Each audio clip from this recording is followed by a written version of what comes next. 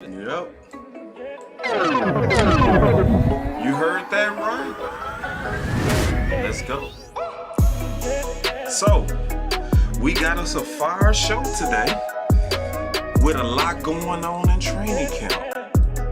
The final word. Man, let's put them all together.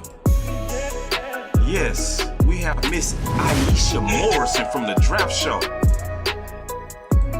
Looking just as creamy as DMV.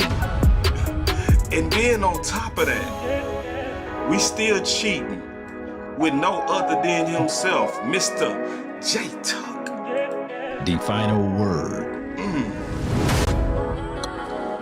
Let's go. And we got a lot of football to talk about. But first of all, let me turn this down. Let's talk. Can we just, before we start the show, can we kind of talk about like what's been going on with Philly and The final you know, just we ain't gonna go too bad on them, but you know, just how y'all feeling about people using our training camp for publicity? For clout? Yeah, let me turn clout? this to Yeah. you, DMV. First with you, DM. Hey, bro, look. It's really hard, bro. Like, I mean, it must really suck that you can't, like, just go off your own merit. Like, you gotta, like, here's the thing. Like, for the most part, all of us content creators, we've kind of, you know, treated them like the little brother that they are. Like, you know what I'm saying? They just gonna be who they are. So we ain't fighting with them. We just letting them be. And they can't do it, bro. They that basketball player, they ain't got no left hand. Oh, Like, we gonna keep pushing you left, and you ain't got no left hand. And we gonna keep showing you, we gonna keep exposing you. Yeah. Y'all ain't about football. Y'all don't know football. You know what I'm saying? All y'all do is watch what we do and try and mimic it and try and do what we do. But here's the thing. If you don't know football, it ain't gonna work. So you gotta revert to the types of things that you're doing. You know what I'm saying? Like, it's kind of lame. It's real lame. You ain't gonna lay into them. I'm gonna lay into them. And what they gonna do? What they gonna do? Right. Show me some film that they don't know what they looking at? Like, Man, DMV is they ain't angry. gonna talk football to me. Oh, wow. They ain't gonna talk football to me. Wait. What they gonna do? Hey, you gotta You gonna take troll? a break. You gotta take a breath so I can at least hit an My bad. effect. Take My a bad. breath, just real quick. I'm sorry. That boy wasn't even breathing. He Fuck your ish. Dropping Fuck bombs. your ish. Yes, indeed. So let's go around the full circle. Iisha, how you know, like, just is it something that, you know, obviously you in a promoted place, but does it kind of get to you a little bit when you kind of looking into the streets? It's been getting on my nerves, man, because I find it odd because y'all making fun of a quarterback that dropped 40 on you every time you see you. Ooh, It's weird. she It's not real lying. weird. Real weird behavior. It's weird. It really is. Like, I don't know. It makes me uncomfortable in a sense because I just ain't never seen another team be infatuated with another team in this way. So I smell fear. ooh, I smell fear.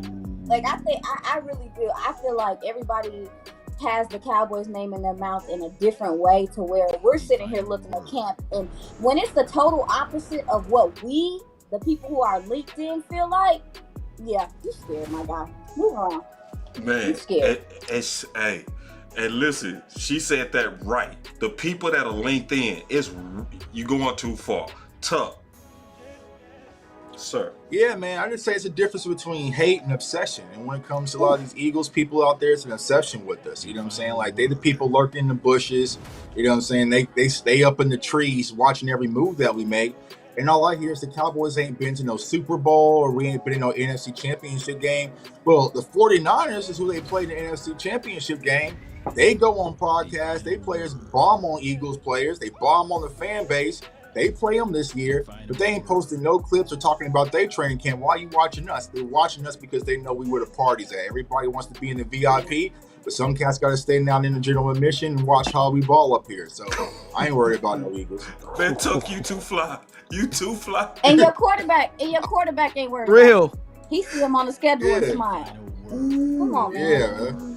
You know, Come on, man. you gotta know, you know what I'm saying? They just not. Everybody want to be in the VIP, man, because it's lit up here.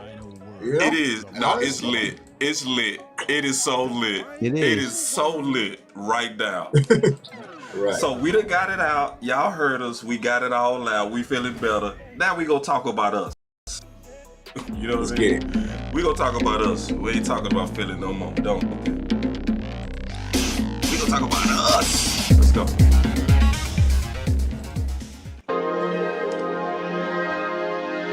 Maybe I just wanna run it up. Count a check or something. I've been really in the field, let up.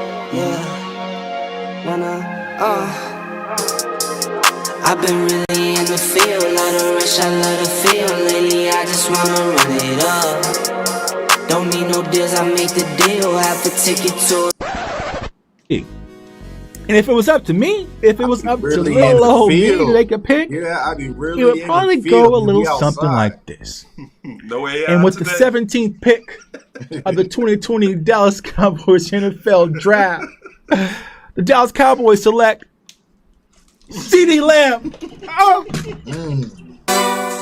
What pick it was. Mama say no AI, boss. No, we not doing the AI today, baby. No AI. The game try to tell y'all about that. He did. He really did.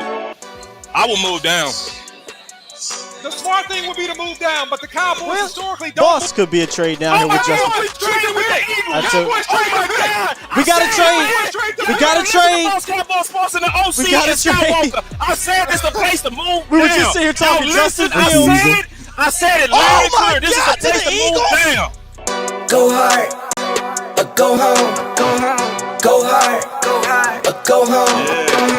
Go hard, go hard, or go home. Go home. Go hard, go hard, or go home. Touchdown like the end zone. When the circle turn to my home, can't get me out of my zone. Go hard, or go home. Go. I love Parsons as a rush defensive end, right? If you draft him and you put him on the end, turn him into another DeMarcus Ware. Let him rush the quarterback, get upfield, and create damage to the other opposing offense. We got the look, pick. man, here it is. We got the pick. Yeah, this got to be Parsons. Like, Parsons the best player available. Go home. Yeah, these championship rings on my hands now. In my head, I'm top 10, yeah, that's hands down.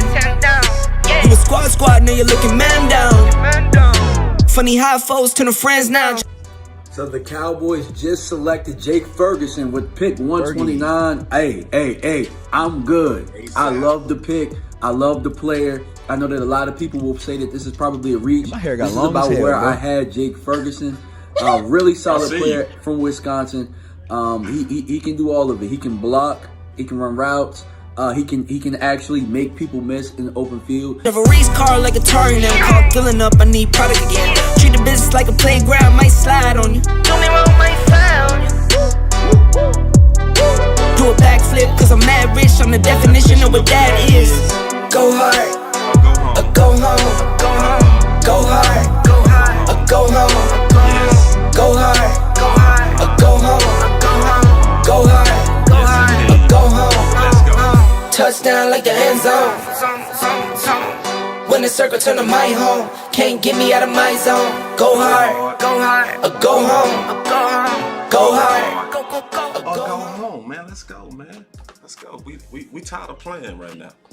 We're sick of playing. So first, Iisha, is that gonna be our normal studio? That new look that y'all had today? No, so they are remodeling the old studio. So they got us in the big studio. Y'all, I've been. I was getting Yeah, ready to say. I was like, girl, you done promoted. Yeah. No, like I'm not even a fan of cameras. I don't even really like pictures like that. So I was under them lights stressed. So I'm just adjusting to it right now, y'all. Yeah, I mean, I put it like this. I'd rather you get thrown into the file and just figure it out than to be dreaming from the outside. You know what I mean? Right. So rock with it and you go kill it, you know what I'm saying? So I want to start off because, we go show off this new studio, you with the big chair, because you brought out something that I don't think a lot of people noticed, but you brought it out So we gonna show off the new studio, but we gonna also feature what you saying real quick about that. Looks smooth. He's going through his progressions well. And you mentioned his accuracy. That's obviously something he can continue to work on. But I felt like when his legs were also necessary, that he used them behind this offensive line, and his escapability is high level right now as well. So I do think that he does look comfortable in the system. And one thing that you do notice is that the tempo, it's 1, 2, 3, the ball is out. And if the check down is there, he'll take it. If it's not there, he's using his legs to escape. And I think that's something that we wanted to see last year. So I'm very much looking forward to them continue to build upon that. And Yeah. So you was talking about Dak. And you was talking about him getting the ball out, but you also talked about his legs. So I want you to kind of talk about what you're seeing out there with Dak's legs, man. We were very curious about that. Oh yeah, I mean, I'm pretty sure Tuck's seen it too. It's like when he doesn't see nothing, he's just taking off. There's no hesitation. There's no, I mean, we also saw some RPO stuff going on, design runs. We haven't seen those really implemented. I think he might really have the green light to take advantage. And also too, with the West Coast and just kind of how things are, that it looks like how it's structured, he's going to have a lot of opportunities to go get it, because I do think that people are going to overcommit to having to stop this passing game with how it's looking like it's gonna be. So and to me, honestly, with Dak Prescott, I think that his running ability is such an intricate part of his game. To me, that's half of the reason why he became an NFL level quarterback. That's why he is here. When you look at what he did at Mississippi State, he was dominant on the ground when he needed to be, and to take that element out of his game is a disservice to him, and I think it's a disservice to the team. So, I mean, we've seen, every running quarterback the Cowboys went against last year gave this defense, which is one of the best fits, and I would like to be on the other side of that. Yeah, Tuck, I know you got to expound on that. Yeah. So exactly what Iisha was saying. When you watch Dak Prescott at camp thus far, it feels like he's getting through his progressions a whole lot quicker. It's 1, 2, check down, or if not, he feels the pressure, use his legs. Now, I'm not sure if that's something that Mike McCarthy's installing in him. Is it a collaborative effort between him and Dak? But you got to think about, even when Mike McCarthy was coaching Aaron Rodgers, right? Even though Aaron Rodgers had the arm talent, he would still use his legs when need be. So I don't think that they're going to run Dak and turn him to a Lamar Jackson, but the encouragement is going to be there that, hey, if things hit the fan, don't hesitate to take off and keep the chains moving. Because I feel like, talking about the interceptions that were partially Dak's fault last year, is when the pocket collapsed, he got a little bit pressed, and he would possibly reach a little bit, versus just kind of trusting his instincts. And just like Iisha said, that's who he was coming out of Mississippi State. We saw what he did his rookie season, so it feels like this offense is really going to get Dak back to his roots. And you see him in those clips and other clips, he's definitely taking off. And with the speed that we have with our wide receiver core, you're going to have to get back, which is going to open up those run lanes for Dak Prescott. So I expect Dak to use his legs a whole lot more than we see probably the last 2 years. And DMV, we was talking behind the scenes, and you was talking about some of the success you was seeing from the quarterbacks in general. I wanted you to kind of elaborate on that. Yeah, so it's actually mainly, talking about systems, right? Like I was talking about, like, when you have a true system in place, how it can be quarterback friendly, but not just quarterback friendly, but it's easier to develop players. You know what you're looking for based on traits, and they're able to develop because you have something in place. And it looks like, this year, opposed to previous years, that the quarterbacks are having an easier job, really, knowing what their reads are, knowing what their progressions are. We're not seeing so many of the footballs hitting the ground and, terrible throws. Like last year, Cooper Rush, I want to say, almost hit somebody on the tower or something like that. Like, it looks like everybody is decisive in what they're doing, and I think that it has a lot to do with the concepts. And more than anything, I think they're really buying into, everybody on the offensive side of the ball is buying into what they're doing. So it's good to see. I think that Iisha talked about it before with the pace of things and how it looks. You could really see what she was talking about with the OTAs, and that's what having a system is. We're not used to seeing it, and it's a good thing to see. So, Tuck, I'm going to run an audible real quick. I wasn't even going to put this in the show, but since you here, this is a Christmas present from me to you. Okay. Uh-oh. This is All right. for you, and we gonna go around a circle on this. All right. We've talked to a couple of guys out here, and they seem to have an idea with Mike calling the plays now, and it's his offense. It's easier for them, that they've simplified it some way. What are you most excited about in seeing Mike McCarthy calling the plays? It's Dak friendly. Oh, wait. It's me. He's going to have the offensive line is going to be able to protect him better. Their spacing is narrower, which is conducive to protection. He's going to have more opportunity to dump the ball off to the backs. He's going to have less to do before the snap and less to read after the snap. The receivers are going to be less dependent upon reading the D-back. And what? Come on, Jerry.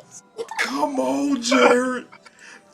are going to be less dependent upon reading the D-back.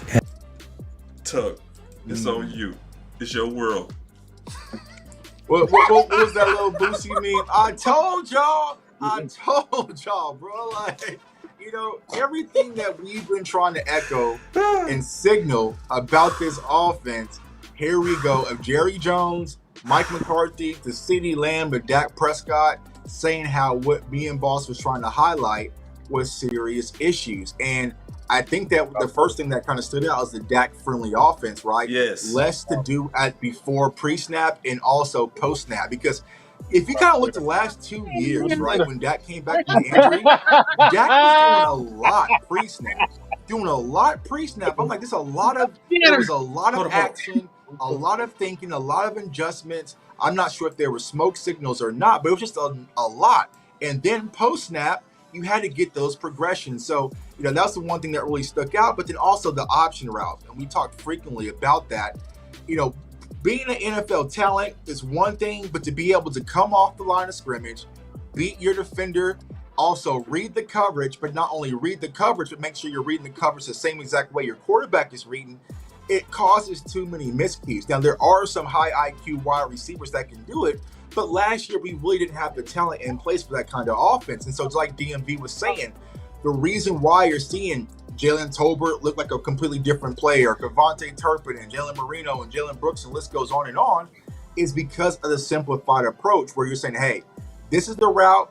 This is why you need to run this route. Now go use your God-given ability and just beat the cornerback. And you're seeing a lot of these young guys really grasp it. And also the quarterbacks are really looking a lot more fluid than they looked in previous years as well. So I'm excited, man. Thank you for my Christmas gift. Thank you for my Christmas gift. You're welcome, man. I love you, bro. You know what I'm saying? That's love for me, bro. We were called conspiracy theories. Yeah. No, we got you, Big. All sorts of stuff. Big, turn your phone to the side. I'm not going to show your camera until you turn your phone to the side. Okay, well, I'm just calling in right quick because I got a flat tire. I'm at the store right now. Just got done fixing my flat with my boo. Appreciate you. So the tire was flat, took forever to get it done. I'm at the store. I'm on the way to the crib, so I'm just giving y'all the heads up. I've been listening. I'll talk to y'all soon. See, we flexible like that, Big. We flexible, so come on back. Hey, Big, you gonna want here soon. Appreciate Big, y'all. you gonna want to hear what I gotta say about Jerry. All right. Okay, I'll be there soon. What's up, Iisha? So, Iisha, just real quick, I want you to just get your thoughts on just kind of seeing like how what Tuck was talking about looked like a simplified offense and stuff like that, and how it's benefiting everybody, and who specifically do you think that is benefiting? Oh, I think it's benefiting everyone. And this is the thing, man, is like, I think that the word QB friendly has gotten somehow of a negative rep. Like, people hear that and they think your quarterback is not intelligent. They think that you're trying to simplify things because the quarterback can't pick up on it. And I'm like, the idea is to make things as simple as possible for the quarterback. They already got the hardest job in a sense anyway. So it's like, I think that hearing Dak friendly, and we've heard that word before, but we didn't see that, right? Like, we've heard people use those words saying that this offense is going to be Dak friendly, but I don't think that we've seen it to this capacity. And Isaiah Stanback said something the other day on, I think, Talking Cowboys about the West Coast system, and he said there's only 9 routes in the West Coast system. Now, granted, you can add wrinkles. I'm sure different coaches do everything, but the foundation is 9 routes. And if I'm a young player and I understand, I just have to learn those routes, learn my cues, learn my hand signals or whatever. I think that makes it easier for everybody around to know what their job is and how to continue to do their job and be cohesive. So I'm Dak friendly sounds good to me, but the fact that we're actually seeing that it looks friendly because he looks sharp. He looks sharp. That to me is encouraging because we've heard it before and it didn't look that friendly. Yeah, and real quick, shout out to John Machota for these clips, which is coming from his Twitter page. Oh yeah, he's the GOAT. So I just want to give credit, we always want to give everybody the credit for what they working for. These boys out there working. They out there working hard. Yeah, they out there working hard, man. Yeah, so everybody. It's just right for y'all to know where we getting this stuff. But go ahead, Tuck. And just to add on to what Iisha was saying, though, also with this West Coast offense, what I'm seeing a lot of bunch formations. And if you watch the show that me and Henny Moore did, where we went through those concepts like mesh and dragon, those types of things, you're seeing it a lot when it comes to this Cowboys offense. And once again, it's a simplified approach where Dak doesn't have to think, and he's also getting the ball to the flats a lot with Tony Pollard and also Deuce Vaughn. And so, it's just quick release. Now I say this about this clip. Micah, the offense looks quicker unless Micah in there. When Micah's in there, bro, ain't nothing going down. That's a whole other conversation. Micah ain't letting us get no reps. But when Micah is off the field, our offense is looking a whole lot quicker and a whole lot, and a whole lot leaner and just more in sync, because you're seeing a lot of those reps that we talked about, earlier in other shows. But yeah, Mike is out there just wrecking stuff. But that's it. Can I ask you guys a question? Can I ask a question? Of course. I wanted to ask you guys, because some of you guys are coached and stuff like that. When you have a player like Micah that is truly wrecking practices, how do you navigate that? And it's again, I know you don't want to tell him to stop because you don't want to lose that intensity. But if you actually are trying to evaluate guys, what do you do? I'm asking you guys, what would you do, or how would you handle that?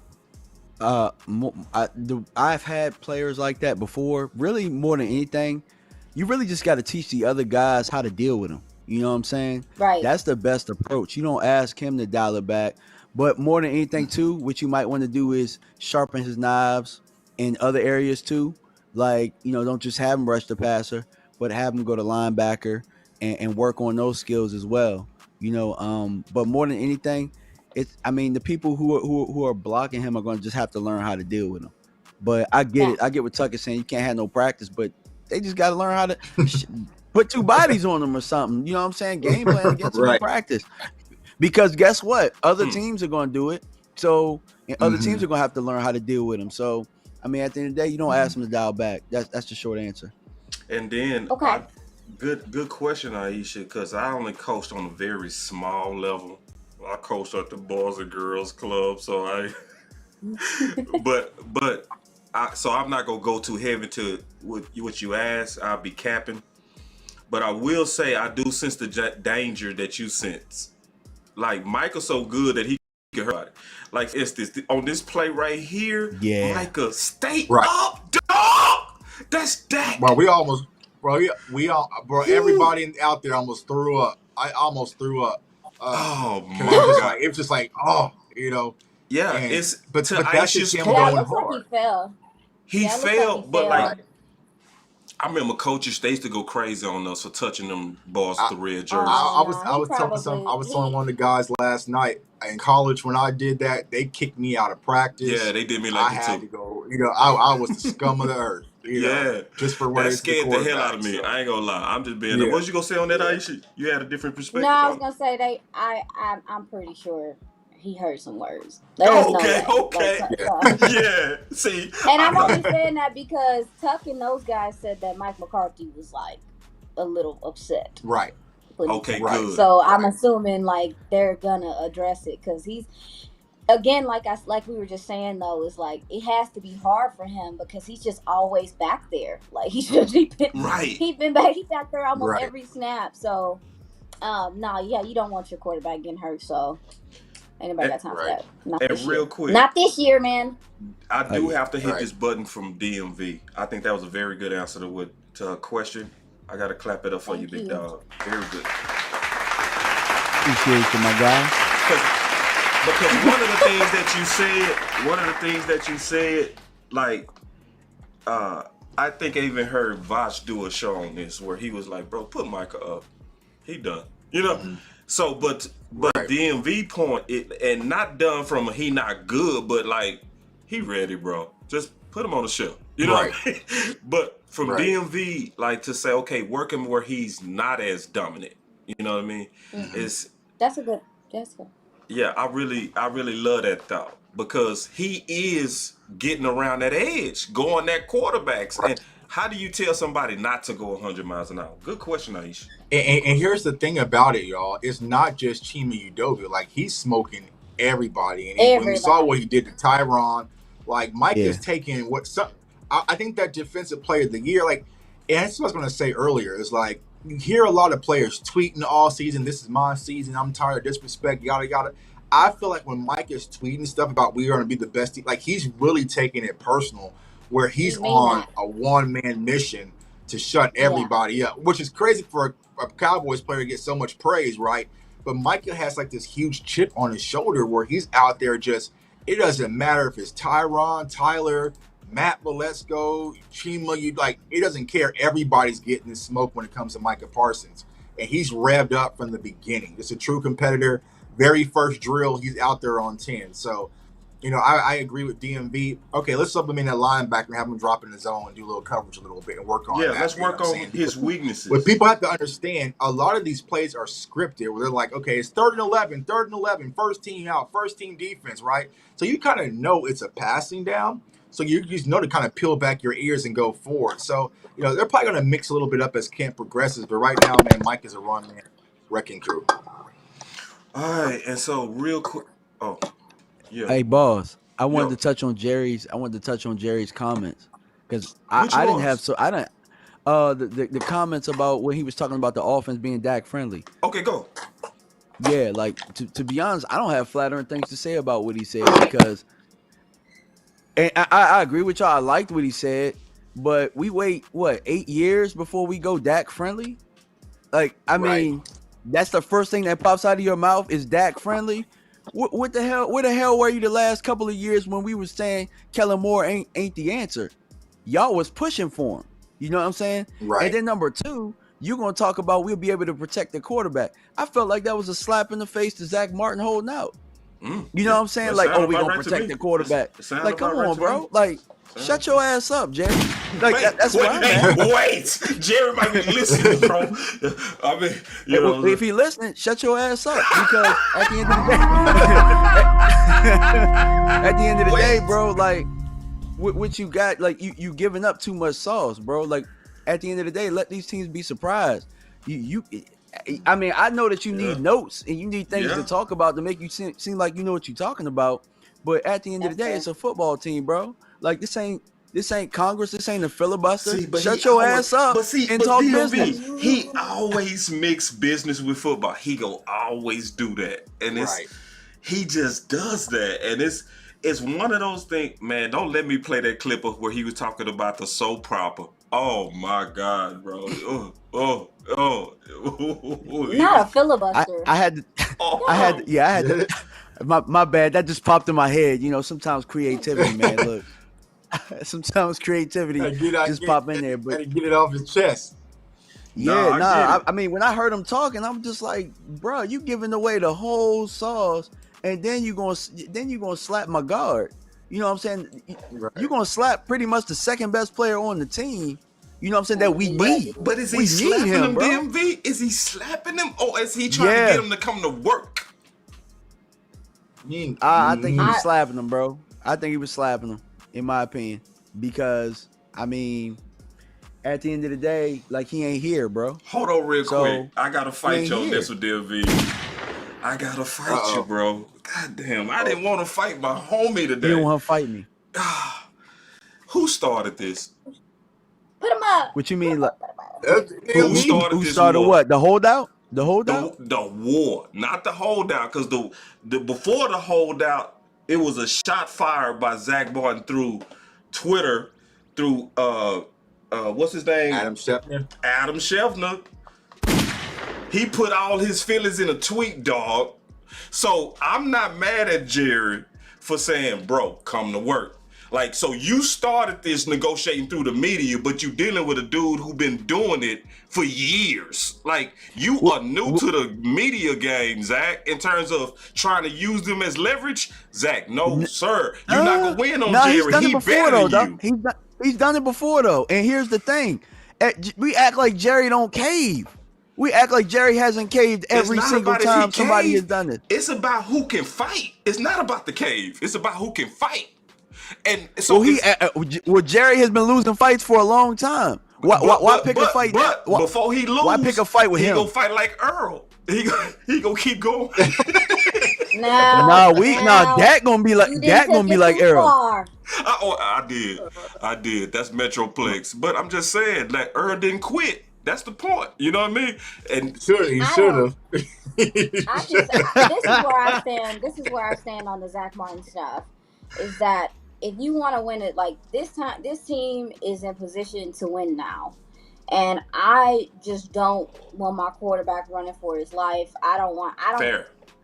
I want them to figure it out because he's very important to what they're trying to do. And from what Tucker said and from other folks Brian talked about today, those depth guys aren't it yet. Even some of them that are still, I know Matt Farniok's been solid, but that's your backup center, honey. So it's like, I don't think that this, right? If it was any other year, okay, y'all box it out, do whatever you need to do. But the way that the NFC is right now, and if you look forward, I don't know if you start looking tough at some of the quarterbacks coming out in the next couple of drafts, it ain't a whole bunch of special ones, my guys. So, I mean, the NFC could be in a position where, because most of the teams in the NFC are lacking a franchise quarterback. So you could be in a position where this 1 to 3 year window is like really pushing for 6. Zach Martin has to be a part of that, man. Like, he has to be a part of that. And so my question for y'all, I'm sorry, boss, because we started talking about it. I'm loving this. Let's go. Okay, worst case scenario, he don't show up. What is the plan then? Because if you don't think that what the guys on the roster are enough, I don't think that you can get a serviceable guard without having to trade or something. I don't think, because even when that big cut comes down, you might find a guy, but is he better than what you already have? So I'm asking you guys what the plan of action should be if indeed this thing gets a little bit more ugly and he's not there. I love it. The plan of action was when we were doing these final word draft shows, talking about all these guards, we should have grabbed one. No. She talking about going forward. I want to go forward. I know, you're right on that too, Tuck. But I want to answer that question going forward. She right. What's the plan? I think I got a plan. No plan. No, I think I got a plan. I think I got a plan. All right, go ahead, boss. And I like it how it's playing out too. First of all, the good thing about Zach Martin is he's already has a lot of years on that right side. He also has a lot of chemistry with Steele, right? So he's not somebody that you just hoping is going to begin to gel once he's reinserted. So I was listening to a fire podcast by Stargazer just before we started this show, and she raised a damn good point. And she was like, well, if you want your backup guys to get the reps, this is the time. Mm-hmm. So, like, for instance, Steele did not look good when he first started. He was actually very... But those reps, right, of getting whooped over and over turned him from... to...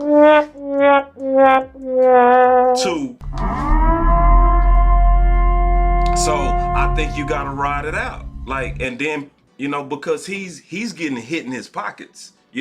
He's getting a fine that's unrefundable. So it's like, in my opinion, Jerry, chill. Just let this work for your depth guys. Let them get the reps. Let them get beat up and see if they go start getting better like Steele did. Or if they don't, then you also tell Will McClay, we need you to be working those phones. bad. We need to know every deal that's potential for guard in case this goes longer than we expect. That would be my answer. Hopefully I answered it. Yeah, you did. Yeah, I mean, the only thing I would say about that, and I agree with you, Boss, but what you think that the line between, because Steele was really just placing Lyle, right? So, Lyle was kind of here with his foolishness and off the field stuff. So it was a smaller gap to close versus closing a gap from Zach Martin from Matt Farniok. You see what I'm saying? Yeah. So that's my only thing. When you have Zach Martin up here, and let's say Matt Farniok gets camp reps, he's ready to go, and he's here. Mm-hmm. Is it enough? Because once again, it's the value that we talked about the other night with the right guard slot. But that's a huge gap to fill for Zach Martin, having Zach Martin out there. So extremely big.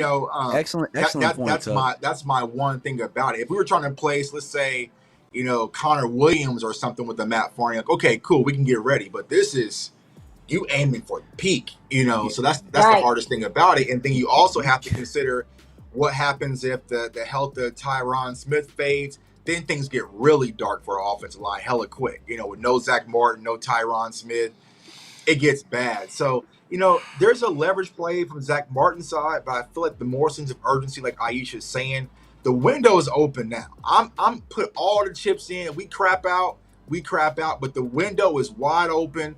You know what I'm saying? Like Smokey on Friday, let's crawl through the window, get the money, and get up out of there. And here's our opportunity to do something, but it can't be done without Zach Martin. Yeah, and I want to bring something up too. Oh, go ahead, Iisha. Oh, my bad. I just wanted to add on too. Oh. You got it. Okay. Yeah. I mean, you also got to remember, when you talk about an offensive line, if a guy's not as good, there's compensation going on. Like there's a shift of power, and when you got a guy like Terrence Steele who looks great, but he's returning back from an ACL, he needs his running buddy. True. He needs his guy.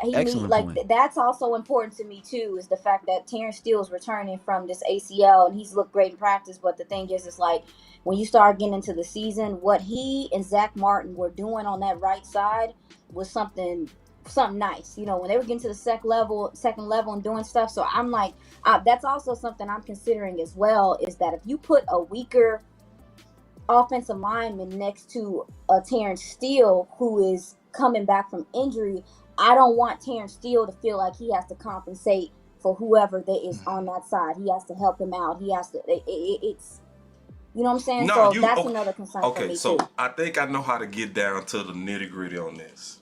Everybody will have a different answer on this too. What's your breaking point, DMV? Like, at what point would you cave? At what point would I cave? Yeah. To Zach Martin.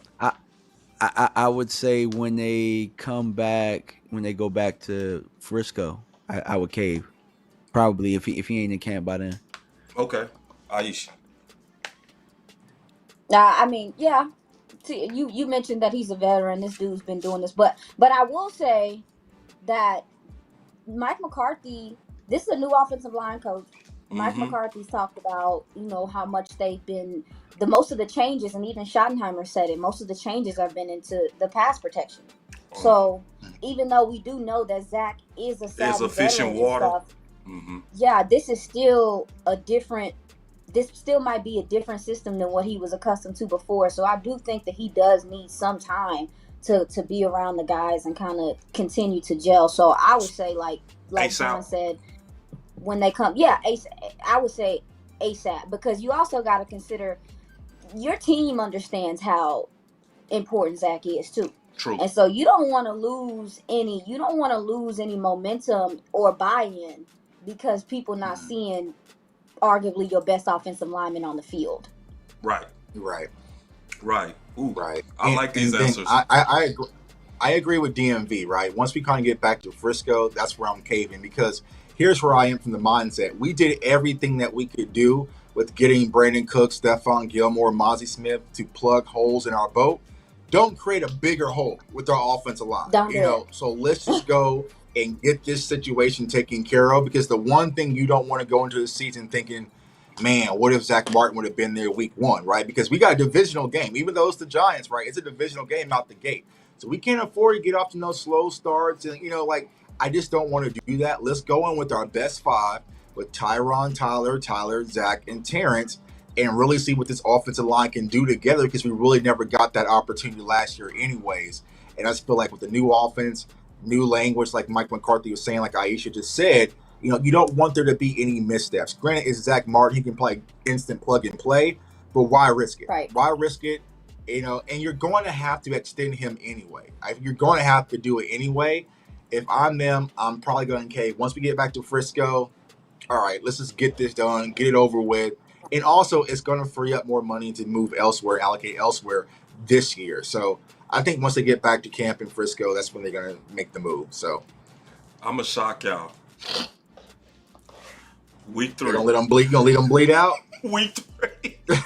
Oh, you out your mind. Damn. What? I ain't seen a company. You a company man, boss. No, I'm not. Yeah. No, I'm not. Company man. Don't you ever in your life, DMV. But listen. Tripping. No, I'm not. I will put him on the Micah Irvin plan. I sure would. I will put him on the Emmitt Smith plan. Let's see what we look like without you, bro. I'm serious. But here's the thing, bro. I'm serious. They didn't even do that with Zeke. You gonna do it with Zach Martin? Yeah, Crazy. I mean, Real crazy.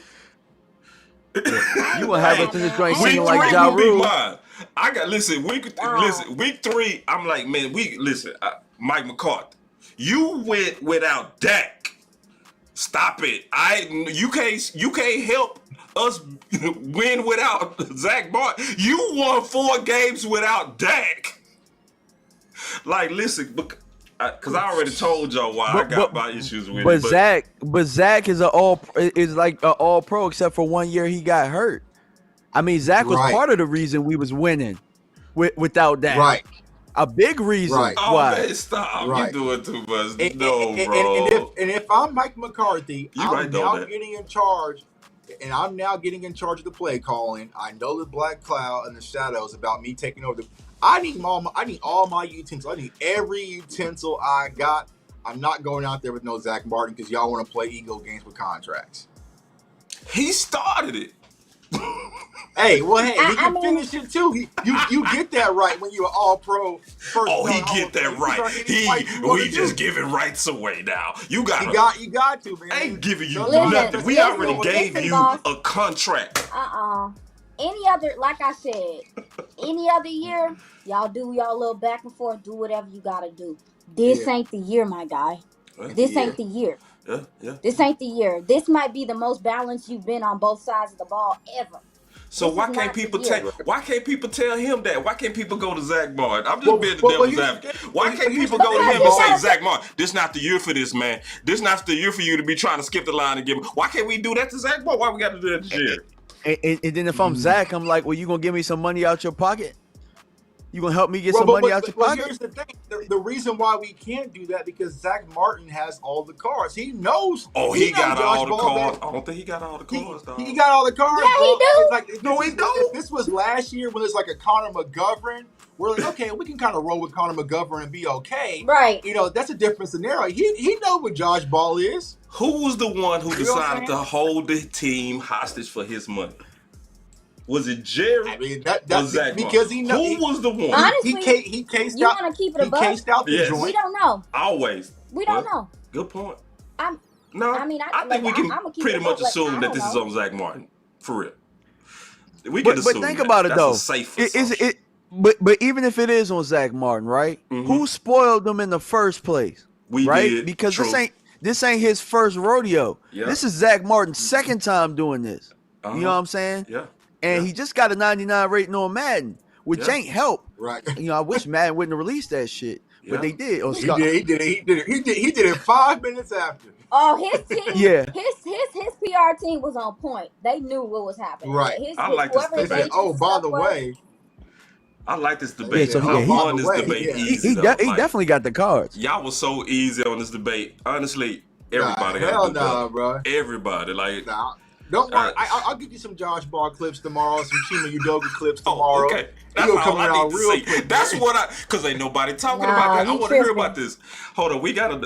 Bro, we gotta take Micah out to get plays off. What you Think about that. Ain't nobody talking about Chima. We talking about nobody talking about Chima. Who you think Micah just smoked when he got to that? Hold on, I don't want to talk but about Micah it. is smoking everybody, man. That ain't right, bro. Y'all, come on, that's just some exaggeration, bro. Come on, y'all doing too much. Yeah, well, All right, let me turn yeah, the corner but because y'all lost this debate. Nah, y'all lost, Tuck. See, that's I'm the thing. never Y'all gonna gotta try to recognize be- when y'all lost. That's the problem. I'm not gonna be worse on purpose, boss. Sorry. Right. Well, hey, look, you said we lost the Zeke debate. Zeke ain't back yet. No, you said that then. Right. No, you lost on that too. So wait, you really lost on that, dog. Don't get me started on that. See, because I'm trying to turn the corner to something else, but y'all don't want to. Y'all want to fight. Y'all want to fight your boy. Go ahead, man. I'm trying to talk about some schemes. I'm trying to talk about some. Let him fight. I want to talk about some of this Yo, good old. Zach Martin, ain't no scheme. Ain't no Here we scheme. go, man. Y'all killing me, man. Enough of this dude, man. This dude is the devil, man. I'm sick of this. I'm tired of hearing about the devil. I'm sick of this. Nah, he not the devil. Mike McCarthy and really Brian Schottenheimer. Hello, I just mixed up his name. He mentions that it's a more quarterback-friendly scheme. How does the West Coast offense become more quarterback-friendly for somebody like Dak Prescott? Well, with the West Coast offense, there's a lot of simplicity in it. If you have playmakers, like Haley said when she talked about the wide receivers, it allows guys to get in space. There's a lot of horizontal stuff going on, so you're seeing more crossing routes, even pick plays, things like that to get guys in space and get them available. It's a methodical system. It's very methodical in how it's run, and what it likes. And what the plan is to do is to get the running backs involved, to do a lot of the intermediate work. But when they hit you in the seams, or when they take those deep shots, we saw from Brandon Cooks and some of those guys, when they do those things, it really hits defenses in the mouth. So I'm looking at how the offense is starting to build upon being systematic and having that flow and staying in a rhythm. And it really allows a lot of these guys to play free because there's not a lot of complications with how the offense is being run. It's a few little wrinkles, but for the most part, it's consistent with get your guys in space, let them be the playmaker. It's going to make things so much easier for your quarterback to play free and to not have to be the decision maker in every play. Cooking like a. What you have for lunch? Because you was cooking. But it was breakfast, my guy, because we was there early. Oh, that was breakfast? What kind of breakfast you, man? Now, because everything you were saying is we seeing it. Like everything, the crossing routes, like everything you saying. And man, they doing natural picks. I'm like, is this the Cowboys offense? Is this the Cowboys? Like, what am I seeing? What am I seeing? We used to getting picked, not doing the picking. Hey man, hey, we got Kevin Gray in the house, man. The president is in the house. When the president is in, we all rise. Everybody, let's hit the button for the president. When the president, El Presidente. The president is in the house, man. Kevin Gray, and he got a show right now. So as soon as when y'all get off with us, y'all make y'all support the big brother Kevin Gray. That's the president. But yeah, now hell of 5 point. DMV, I know you very deep into offensive schemes, so we want to kind of continue. Oh yeah, he's gonna tell it. Let's go. Yeah, I mean, everything that she said was correct about being methodical, and I'm glad she brought up the point because I talked about it on a video that I did this morning about the pick routes. You know what I'm saying? I think at one point I seen them do a mesh at the goal line. It's refreshing to see, and the biggest thing that I really like, man, is the utilization of Deuce Vaughn. I mean, have y'all been watching how they've been using him, moving them in motion, throwing it to him in the flats? You know what I'm saying? Putting them on counters. Deuce Vaughn is going to be a definite wild card of this offense. And I even seen them throw a fullback in there at one point. You know what I'm saying? Lepke played fullback and he was in the eye. When's the last time we seen an eye with a real fullback and not a big ass lineman or tight end back there? We haven't seen that in so long. So it's refreshing to see some of the old school football and the new, and the new school, and they're kind of, mixing it up together, and it just makes sense. You know what I'm saying? That's the one thing. You want your offense to be able to tell a story. And I felt like with Kellen Moore's offense over the last couple of years and Linehan, we never really told the story with our offense. We never really, picked on mismatches, stuck with what was working. I just think that it was inconsistent, even though we were putting up numbers. This time we'll be able to see exactly what it is that we are, and we're not going to be questioning what their identity is. Ooh, man, that sounds so good when you said identity, bro. Oh man, that felt the right side of the identity, though. You know, the right side of it. Tuck, did you have anything on what she was talking about with what we see and what you seeing out there? Because that was just Yes. Yeah. So going back, just like Iisha was saying, I'm seeing a lot of bunch formations and they're switching the bunches, right? So sometimes it might be Brandon Cooks in the inside. It might be CeeDee Lamb, right? So they give him a lot of different looks and a lot of different mesh concepts when they're crossing routes. And you're seeing players run wide open in space. I mean, you just posted that clip of Brandon Cooks. Like, look at the separation that he got just on that crossing route. So you're seeing a lot of Mills concepts with the deep post, immediate drag on the same side and the backside crosser as well. And this is why you're seeing the emergence of people like Konvontae Turpin, because that's what they can really do is attack underneath, like shallow crossers or zig routes and whip routes and different things like that. Just get them the ball out in space and let them move. And so, I like where the offense is headed because it's quick. Everybody's moving quick. The separation is there. The burst is there. Dak is on target with his wide receivers. And the one thing I noticed a lot about Dak Prescott, just with the accuracy, you can kind of pinpoint that here, is he's putting it out in front of his wide receivers. And that's very important, especially because you want to make sure that you're getting their wide receivers the ball where they can continue to run and stride. So, I'm seeing that even like on the quick slants, right? They're reaching out for it. He's putting it out in front of them. So they're kind of reaching a little bit and using their body for the momentum. So I'm loving what I'm seeing from this offense. And going back to Deuce Vaughn, there was a lot of reps that we saw yesterday in the red zone where Deuce Vaughn was being utilized in the red zone. And what he was doing was getting matched up. And sometimes I feel like, damn, am I saying too much? So if I need to shut up, I'll shut up. But he's getting matched up versus linebackers. No. He was getting matched up versus linebackers a lot. And just quick flats, just a quick table route, getting him the ball out in space versus a linebacker. And he's hard to cover. And it's an easy, because I think when they did a 2-point conversion, I think Deuce scored like 2 of those off a reception. So, I think Mike McCarthy and Brian has a lot of different tricks up their sleeve. But once again, the offense just looks a lot smoother because everyone's in unison. So I'm excited about this offense, y'all, to be honest with you. Hey, y'all. We have man beaters.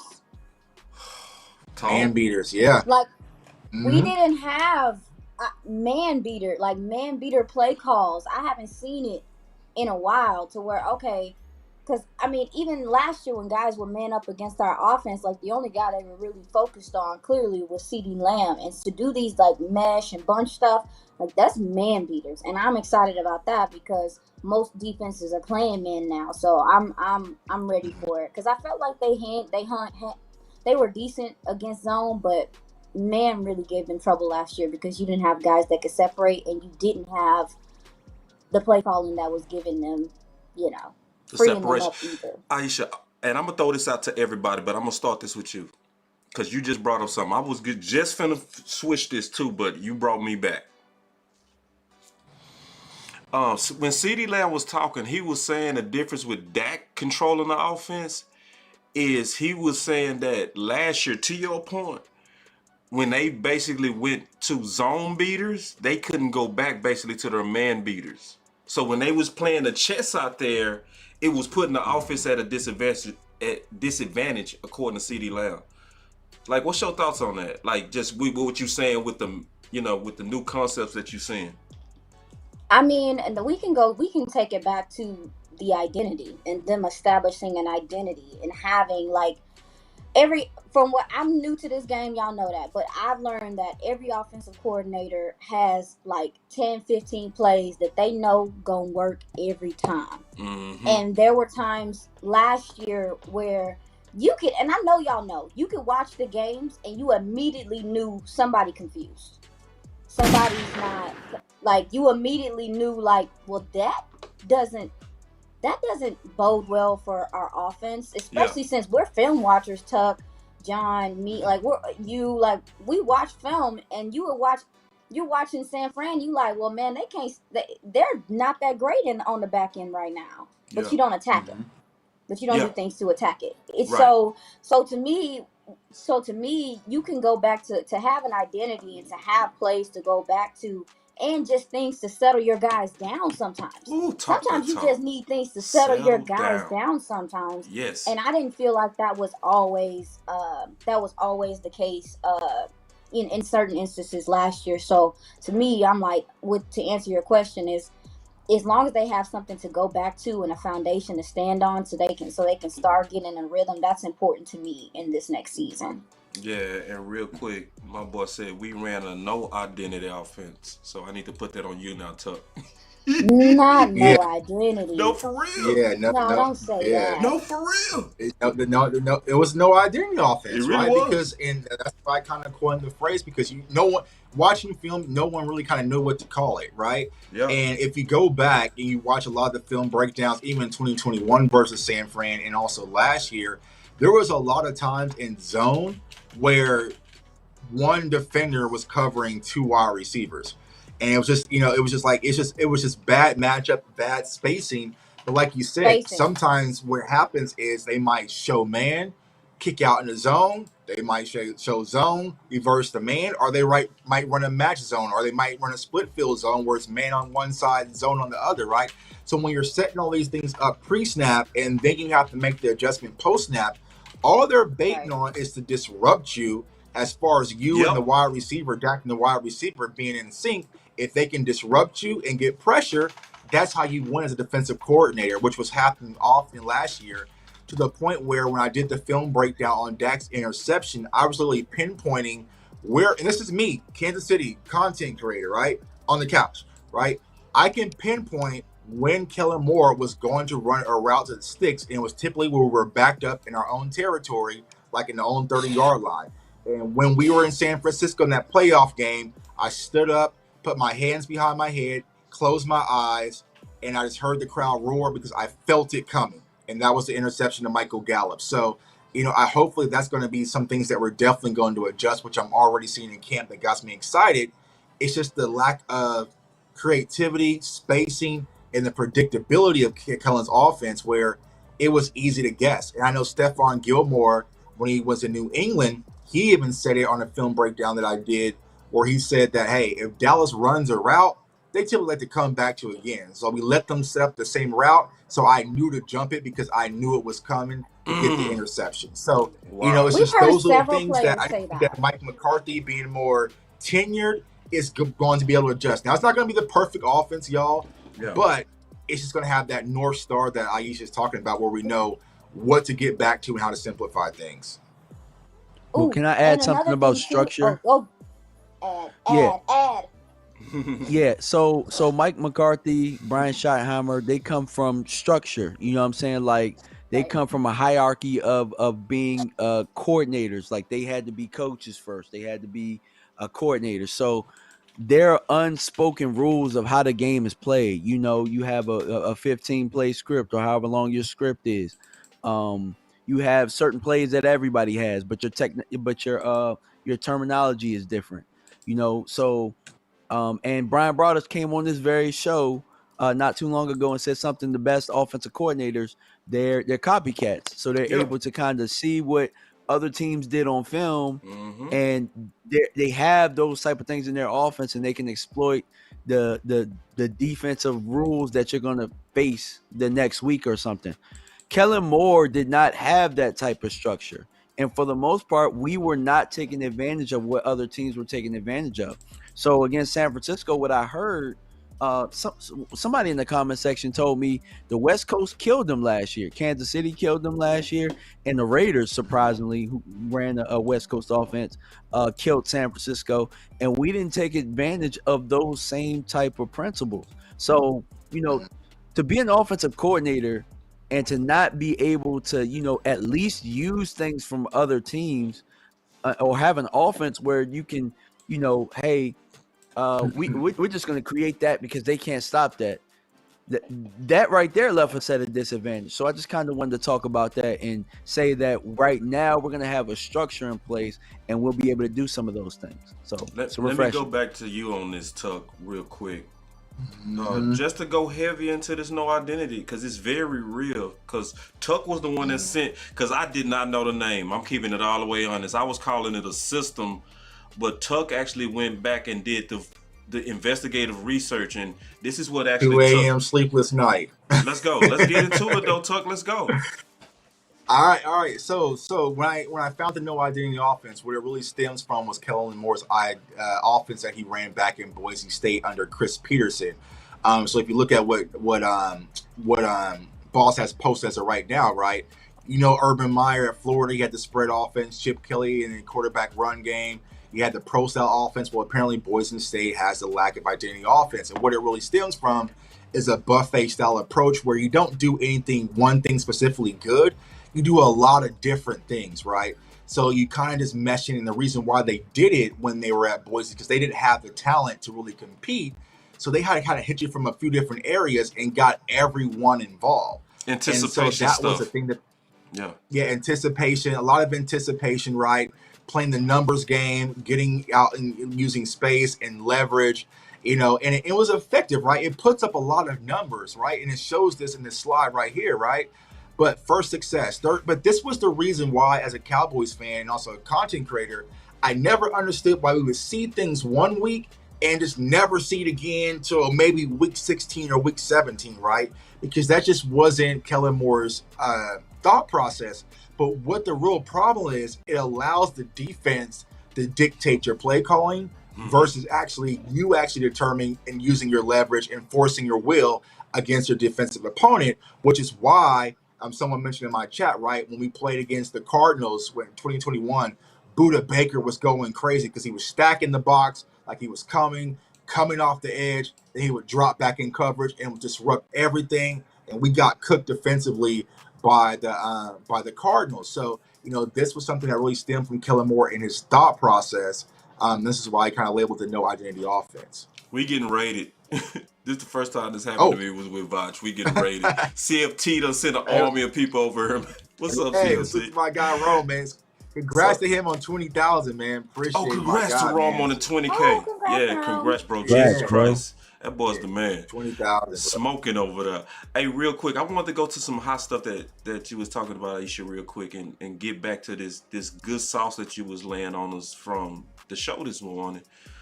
Give me a second to pull it up. It's right here. It's saucy though. Spent a lot of time talking about, but he's done a really good job, and I think he kind of knows that this is a make or break season for him. So I like what I'm seeing out of Neville Gallimore, and I know we're talking defensive line, but Wanye Thomas has also had a really great camp. He's also gotten a little chippy. Him and one of the offensive linemen, I wasn't able to see the number, but they kind of got into a little tiff the other day. So it's just that competitive spirit that they have, but there's a lot. Real quick, this whole link is in the description, so just make sure y'all, after the show, go check out the full show. Support them, like and share and subscribe. Make sure you also support Girls Talk, Boys Talk. Not out of charity. Yes. They know football. They doing damn good. Right. It's not a man's sport anymore. Shut up if you think that. Salute to Haley. Haley's out here grinding from the AM to the PM. Man. When I got to camp yesterday, she was the very first person I saw. I'm like, damn, you here already? Already setting up, getting ready to go, man. So they got Haley out there grinding. So salute to Haley as well. Yeah, man, y'all killing it. So I just wanted to say, make sure y'all know that link is in the description. But we getting ready to get to the part I've been really waiting on, because I know this gonna cause a nice conversation. Here we A lot go. of young guys. I could probably go through that entire defensive line and say every single one of them is really stepping up. It's coming. Aisha, who are some guys that you've made note of? On the defensive side or offensive side? We can go both, sure. Doesn't matter. Eric Scott. Like he is showing me, like, I'm here. Jalen Brooks, those gentlemen. During the draft show, I know the guys in the draft show, we were all not out of it when their names were called during the draft, but I could honestly say I had not gotten the chance to study Eric Scott Jr. And so I was late to the party, and now I'm paying for it because the gentleman is out there making plays. I mean, some of the plays he's making on the ball, the PBUs, how active he is, he's able to stay stride for stride with some of these receivers. I've just been thoroughly impressed with how he looks, and he seems like he's going to be a good addition to this defense. I really want to know who was scouting him. Because, baby, we all missed it. All of us. She said, baby. Baby. And then she ain't lying. She is not. We all missed it. Every one of us. Like, I know we like to be. I knew. Let me put the camera on me. Oh, you didn't miss the I just knew that. I knew. My eyes. I got the best eyes in the world. Boss, you can't compete with me. Tuck, you can't touch Tuck. Aisha, she's the best. Shit, we all miss. We all miss. Bruh, and I miss the worst, bro, because he's in my own backyard. His family, I talked to his family the other day, they live in my neighborhood. Shame. They live in my neighborhood in Kansas City, and I had no idea. Yeah. No idea. I go run the track he went to high school at and everything. And this kid came out of nowhere. I was shuffling through notes when his name got called and everything. But Tuck, Iisha, DMV, let's be fair to us. Did we miss or did we just grade what we saw? Right? Because because you're right. We do need to talk to that scout. We do. We need to figure out who that scout is. Because see, this is the thing, and I'm just being honest. When you go watch Tolbert play against him, man, hold on, do I have a button? Let me see. I do have a button. Chuck, you did a whole film session on Right. Excuse me. Right. Yeah, right. That's what happened. And that's what I was saying, because I went through and did a film session on him, and it was when he was playing as Tolbert, and this is when Tolbert was rocking the baby. Yeah. And so I'm just like...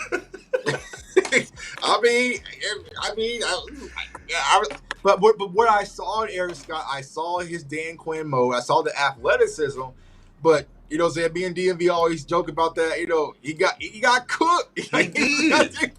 So did we miss? Like Iisha, did we miss? I can say, I mean, it was my responsibility. I think I ended up actually knowing like 185 players, and I missed him. Mm-hmm. Yeah. I feel like I missed him. Like, and also too, you know, even for them to be interested in him, despite the fact that he was injured, you know, like I'm just I don't know. Yeah. He's surprising me because I noticed him at minicamp. You was like, I was looking at him at minicamp, and it's hard to carry these receivers. I mean, he was carrying CeeDee Lamb through the formation, and I was like, oh, that's not. To me, that shows me that this corner is he got a little juice to him, and he nasty. I know that Tuck was saying just how scrappy he is. He ain't scared. He ain't scared. He can fight through trash. I like it. Yeah. Y'all want to know what the best part about him is? The best part about him is his tackling. He tackled, like, he tracked that hip, and he'll come downhill on you in a heartbeat. You know what I'm saying? Yeah, I didn't know. I'll tell you one thing. I thought he was solid in zone. Like, he might have had some focus issues here and there. I did not know he was that good in man, though. You know, and maybe it wasn't us missing them. Maybe the college he was at, and it oftentimes happens, maybe they didn't utilize his strengths. Hey, y'all, I do see y'all super chats. What I'll say is this also. I mean, he wasn't in Dane Brugler's book, and so we wasn't the only one to miss. Yeah, that's what I'm saying. I'm trying to give me some mercy. I see why you got great scout out. You hard as hell on yourself. You are. Yeah, I see you. You might be carrying too much responsibility. He was completely off the radar, you know. So like I said, kudos to that scout. And that's okay. That's okay. Yeah, right. But I love him. Because my thing is, sometimes I do think these guys get into the league and they get coached up where it's more so a testament to the coaching, to where Dan Quinn get the type of guys that fit his mold with the upside. We know that's how they draft. And then once they get that coaching mixed with that talent, sometimes you get that upside. I think that might be what we're seeing. From what I'm seeing, what else we seeing? Oh, she got the notes. She got them notes. Oh, look, wait. Go ahead, no, I gotta get on you, Iisha. I gotta talk about this. I've noticed something about you, boy. When you pull out that spiral, she like Harriet the Spy over there. Look. Jesus, bro. When she start doing this, I've been noticing that since the draft show. When she start looking down, oh shit. When she look up, it's gonna be some. Am I lying? Go ahead. Look at her. Look. When she pull out the notes and she bring it on the set. You had it on the set, didn't you? No, I do. I'm real old school. everybody else, like, I ain't gonna lie to you, there was a time during the draft show, like, I kind of felt out of place because I was the only one that didn't have. Sometimes I had my computer, but I was doing almost everything manually because I have ADHD. Yeah. So when y'all are talking, I'm writing down little bullet points so I can remember to come back to stuff. Research like, it. That's Yeah. But I see Yeah. you, bet. Listen, that's a super weapon. That's one. That's but that right there. Book of Ron. I swear to Wow. God. I swear. Go watch on the next show. I swear. Just watch it, boy. When she look down, boy. When she look up, it's gonna be some fire. Am I lying though? Am I lying? Nah, man. not lying at I just all, want to bro. make sure I wouldn't lie. But I going was back gonna to say Eric. this about say this about Eric Scott though. The one thing I've noticed is that he has a sponsor. Coach Harris loves the kid. Yeah. Like Coach Harris loves Eric Scott.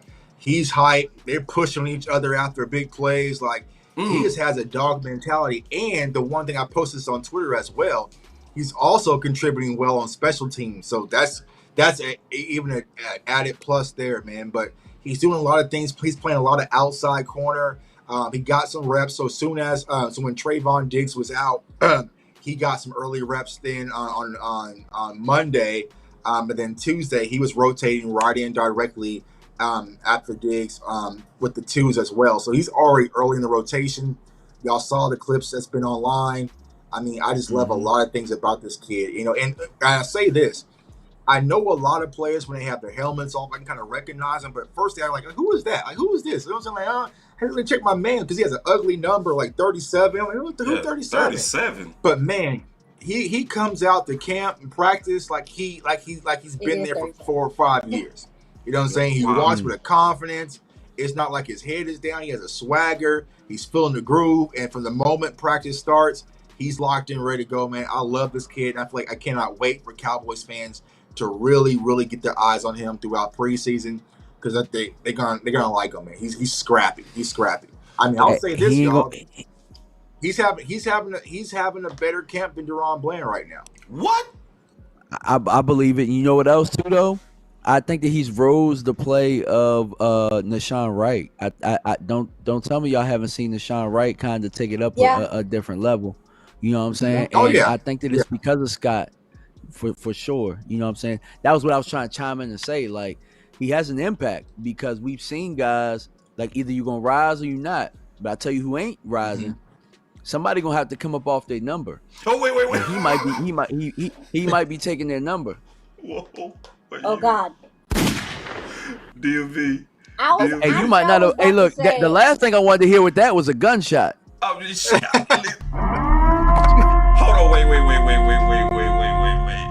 Jail. You talking about Kelvin Josephs? Is that what you? Yeah, dog. Hey, it's competition. It's what it is. It's competition. Yeah. And you know what I'm saying? That room is very, very thick. We knew that coming in. And you know what I'm saying? We knew that Kelvin has to have a really good camp. And so far, I have seen him make maybe 1 or 2 plays, but he's going to have to step it up because I'm not saying that Kelvin is playing worse than what he's playing. I'm just saying Nashawn Wright and Eric Scott Jr. Their game is up here right now. So you gotta find a way to get to where they are or above it. They love what you're saying in the chat. Let me They comment love on what you're saying, Kelvin real DMV. quick. So when it comes to Kelvin, y'all, he's actually having a solid camp, a decent camp, right? Now, he's not playing outstanding, but the biggest problem with Kelvin right now, he's playing primarily in the inside. So he's not playing on the boundary anymore. Every rep he's getting on the inside. So that's why you're seeing him get routed by CeeDee Lamb and, Kevontae Turpin. Me personally, I just don't feel like he's an inside corner. And my question is, when it comes to the rotation, the cornerback room, okay, he's probably getting the inside reps after Bland because Jordan Lewis is out.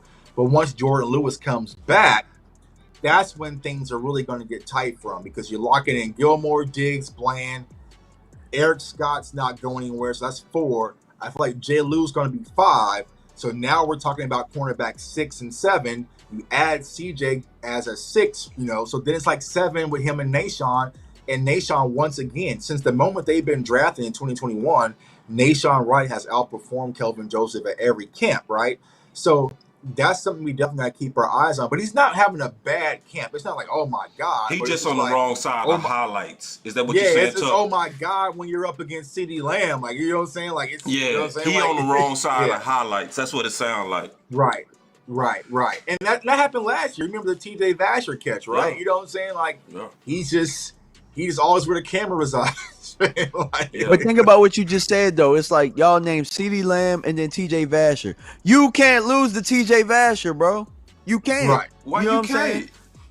Why? Why You not? said why you can't? He ain't here no more. But TJ You know what I'm Vasher, saying? He was that's making what a he point did, though. of the pass. You said what? I He was making a TJ point of the Vasher's made a pass. big, nice catch, though, man. You know what I'm saying? Like, TJ, Yeah. I mean, that's what TJ Vasher did at Yeah. Texas Tech. He big boy You know what I'm people. saying? Aisha, I Right. see you chopping. What you got? No, I was just gonna say it's crazy that y'all are mentioning Kelvin Joseph, because if you gave me Eric Scott's scouting report based off of what Tuck just said, you would think you were describing Kelvin Joseph when he came out of college. Really? Yeah. Listen, yeah, you guys said that he's good in man, he's scrappy, he likes to tackle. Like that's what I thought people said about Kelvin Joseph coming out of the Yeah. draft. That's fair. You want to know the difference? Fair analysis. The difference is because Kelvin came out with his hair on fire when he was playing. So I ain't gonna sit here and act like I forgot his rookie year. He played some really good ball. The difference between did. Kelvin then and now, and the thing that Eric Scott Jr. has for him is confidence. When you lose your confidence at the corner position, that means a lot. And he's got to find a way to get that back. Now, I'm going to tell you, it can happen. Anthony Brown was a guy who lost his confidence and found it back. Facts. So he's just got to do the most with his reps right now. And, you know, with being the most, that means make a couple more plays Get his and not end confidence. up on those highlights. Yeah. Well said. Well said. Hey, I got something else too here. Aisha, you good? Oh no, I'm good, man. That's No, I'm just saying me. like on time. On time. Oh, I'm chilling. I can hang with y'all. I ain't got nothing Okay, else to do. cool. I just want to be sure. I want to be tired. courteous. DMV, you good? I'm good. J Tuck, you good? Yeah, man, I got another 5 hours in me, man. They thought I was soft the other I know night, you man. got They thought I was 5 soft hours. on Monday. My boy Rome in the building too, man. Rome is in the building, man. What's up, on, bro? Rome? Yeah, man. OG in the man. Congratulations on your 20,000, bro. And see, he's so solid. He got that big number, and then he do a raid over here. Just an OG, bro. Just an OG to the game, man. Really appreciate how you just move in the space. Go ahead. Hey, Rome said he gonna be. Rome said he gonna be in the studio. Oh wait, Y'all stop that. I just read what he said. Oh, let me hide that comment. Rome. Now if you hear somebody say spicy, Rome started that. Rome being spicy. All right, I got something else that you that you actually brought out that I really got to get into that I think should be maybe the heaviest topic. It is barely week 1 with pads. What are some notes you got? Baby, they doing what they can. You see that They're doing notepad? what they can do. The notepad. You see her look down? When she look down, it's over. Wait till she look back It's up. a wrap. Can do this Cowboys got the defensive pen. line Same pen. is so fast, so athletic, so vicious. It's unfair. It I'm is. gonna show y'all. This is the same damn pen. I'm not lying. I'm not capping. Leave me alone. That's your lucky pen? Leave that pen in the office. She done took the pen Y'all off. leave me alone. Hey, the pen is the mic. She done dropped the mic. All right, let me go back. I Because she know I was dropped cooking. y'all. She was cooking. Let me go back. I gotta go back because she was cooking. She was really cooking. On this team is I think working to their advantage. Aisha, I'm going to go to you because here's the thing. If you want to have a successful run game, what do you have to have in front of that?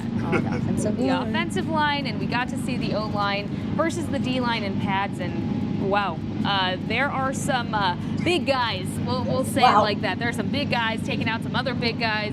I'm glad that is not my job. That's all I'm saying. I'm glad I don't have to do that every day. That looks just terrifying to have Mozzie Smith coming at you. I'm good. But what did you notice from some of the notes that you took and some of the things that you got to see? How is this D-line holding up, or excuse me, how's the O-line holding up against the D-line, which we know is on an elite level at this point, and it is barely week 1 with pads. What are some notes you got? Baby, they're doing what they can. They're doing what they can do. They're doing all they can do. This Cowboys defensive line is so fast, so athletic, so vicious. It's unfair. It is. Unfair. It truly is unfair. And the thing about the Cowboys defensive line is that you don't get a break. So like when they're subbing out guys like Tank. Excellent point. God. Ooh. Excuse me. Let me reserve my excitement. Underrated point. I know that went over a lot of people here. Let me just rewind that. God, I mean, just a little bit. It is barely week 1 with pads. What are some notes you got? Baby, they're doing what they can. They're doing what they can do. They're doing all they can do. This Cowboys defensive line is so fast, so athletic, so vicious. It's unfair. It is. Unfair. It truly is unfair. And the thing about the Cowboys defensive line is that you don't get a break. So like when they're subbing out guys like Tank or they're subbing out Micah and they having some of these younger guys go in there, you're not getting to catch your breath even as an offensive lineman because the depth on that defensive line is so stout. This offensive line is really getting tested in these practices. I know yesterday they really struggled to run the ball consistently, and there's been days where the offensive line has won, and there's been days where the defensive line has won. And you talk about the iron sharpen iron. I think that it's going to make competition better between them, but specifically the right side is definitely going to have to find some cohesion. Obviously, Terrence is being subbed out and things like that, so that plays a big factor. But the improvement that really needs to be made is on that right side of the ball, because I think Dan Quinn was just putting Tank and Micah and Fowler. I mean, they were literally just rotating guys on that side. And so with this defensive line, this offensive line is going to get a lot of reps in practice to get better because they're going against one of the best, some of the best. Yeah. Well, let's talk about that. First of all, y'all give me a second to hit this effect.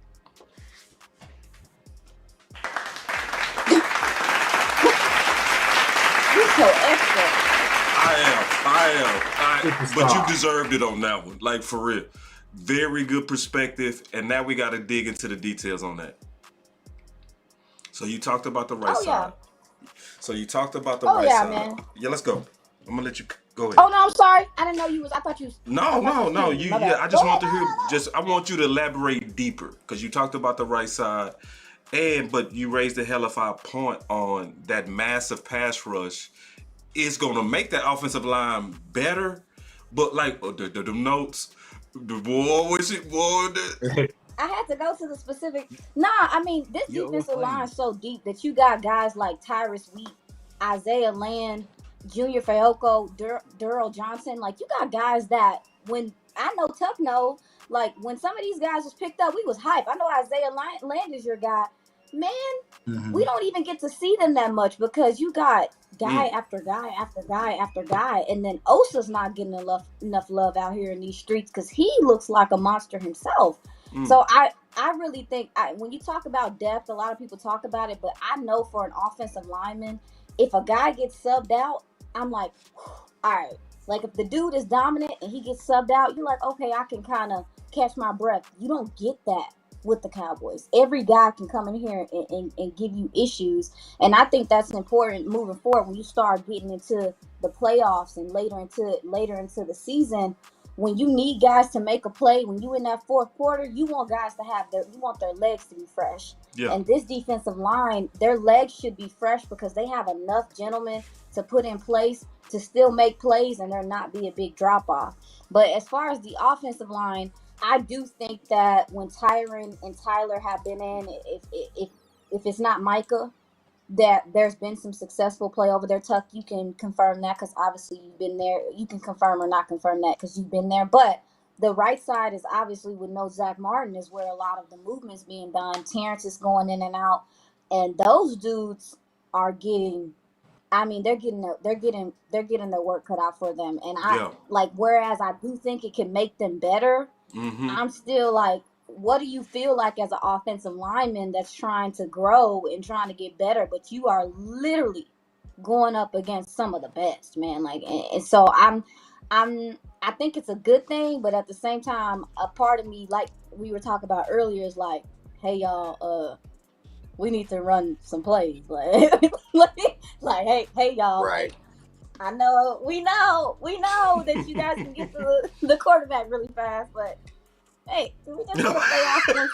So We need to run some plays. so no. So yeah, like that's just my thoughts on the defensive line. I think this is definitely one of the best that maybe I've seen in my lifetime. I don't know about y'all. Y'all most of y'all a little older than me. Let me ask you a specific question to you and Tuck. What is Matt Lewesko looking like? What is Josh Ball? Oh, Wally? Yeah. What you got, Tuck? You there? I ain't there. Go, Tuck. Yeah. So I'll say this. So yesterday at camp, Matt Lewesko started at right tackle. You had Chima Udogo. This is for team drills. Chima at left tackle. You had Matt at right, alongside Josh Ball. Matt was decent enough at the right tackle spot. Josh Ball, question mark. We saw Chima, question mark. But I wasn't too concerned about Matt at right tackle because I specifically watched Matt because he was sick and missed Monday's practice. I wanted to simply see him. I sat there and watched him for a little bit, and he wasn't bad. Granted, he got pushed back a little bit. So the same things we talked about coming out in the draft. But I think overall, as far as a swing guy would be for me personally, I would feel more comfortable with Matt Lewesko versus Chima Udoga at this point. So Matt has a lot of work to do, but I like the idea of him playing right tackle as well. So he's got those reps in. But when it talks about the defensive line spot, the thing that has me the most excited, y'all, is that I think we thought Mozzie wrong. And what I mean by that is we thought, okay, have Hankins out there, and then he'll rotate, and him and Mozzie go back and forth for nose tackle. Nah, we was wrong. Dan Quinn fully has a plan involved to have Jonathan Hankins as your 1 tech and Mozzie Smith as your 3, and you saw it on numerous reps yesterday. People told me I was crazy when I said it. Nah. Mozzie played a lot of 3 tech yesterday alongside Hankins, and when I tell y'all it was the ground was shaking, the damn ground was shaking with those two.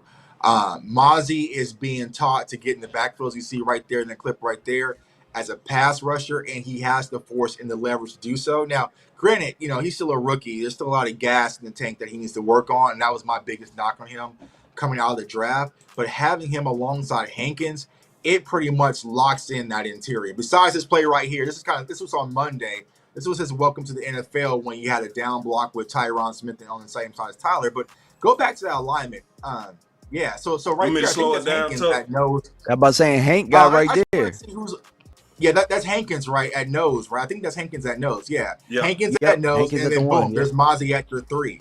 So I saw that a lot Monday and then also yesterday. So there's going to be probably a rotation where Mozzie's going to play a lot more 3 tech because we thought more just like a flat out nose. I don't think that's the case. But defensive line is good. Another guy who's not being talked about, who we kind of know, I call him the Gold-Tooth Savage, is Dante Fowler. Dante Fowler is getting a lot of pressure off the edge. Savage? Hold on. Yeah, wait, hold on. See, Tuck. Wait. Wait, I don't mean to cut you off. The Gold-Tooth Savage? Bro, because he got goals. He got a mouthful of goals, man. I think I did that when I did a film breakdown on Follow. The Gold-Tooth Savage, I like man. that, too. That wasn't... Go ahead. I didn't mean to cut you off. That just threw me off, bro. Yeah, man. It's with the Fowler, man. I like Fowler, man. Me too. I love Fowler. You know, in Cowboys Nation, man, we don't get too many gold team. You know what I'm saying? We don't get too many. We ain't got too many. You know what I'm saying?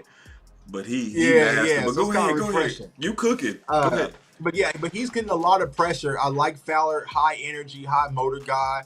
So he got a lot of pressure. Another guy to really watch, Iisha mentioned him, but Tyrus Wheat, he was with the 1s and the 2s in the rotations, but also Junior Fiocco got a lot of reps early on as well off the edge too. That might be because of the Sam Williams injury, and also Dorrance Armstrong is out of practice, but Tyrus Wheat and also Junior Fiocco got a lot of reps off the edge, but defensive line is playing outstanding.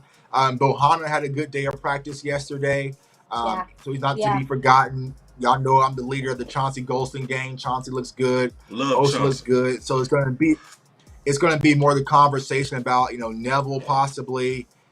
I think they're going to keep Bohanna just for the size. But it's going to be interesting to see how they dissect the defensive line. But I think as of right now, I have no questions or concern about our defensive front. There's a lot of wood we can toss in the fire, and those guys are revved up, and it's coming at you nonstop. So, yeah. So let me throw this out here. Iisha Tuck. A lot of us was concerned going into camp about left guard. A lot of us was concerned about running back 2. From the reports, I feel better about left guard. And from the reports, I feel better about running back 2. So, but for the people that's getting the information, like Iisha, and the people that's out there like J Tuck. Because see, this is the thing about Iisha that she has access to. Hold on, we got Dante Fowler Sr. in the building. What's up? We ain't talked in a while. Good to see you, sir. Real quick, always good to see you. He's a coach. Yeah, it's Pop. Yeah, he cool, very good people. Coach Fowler, he coach defense. Thank you. I'm sorry to interrupt you, but yes, I was gonna say that. Dante did say, I was gonna tell you that, like, he did say that he's feeling better. Like, he's feeling better. I know that he was dealing with something with his knees, and so he told me in the off season that he feels whatever he got, taken care of, he feels a lot better, and he said it's gonna show in his play. It showed last year. Good. So yeah. I mean that's. And I know what you mean. I know what you mean. I know you weren't saying he didn't.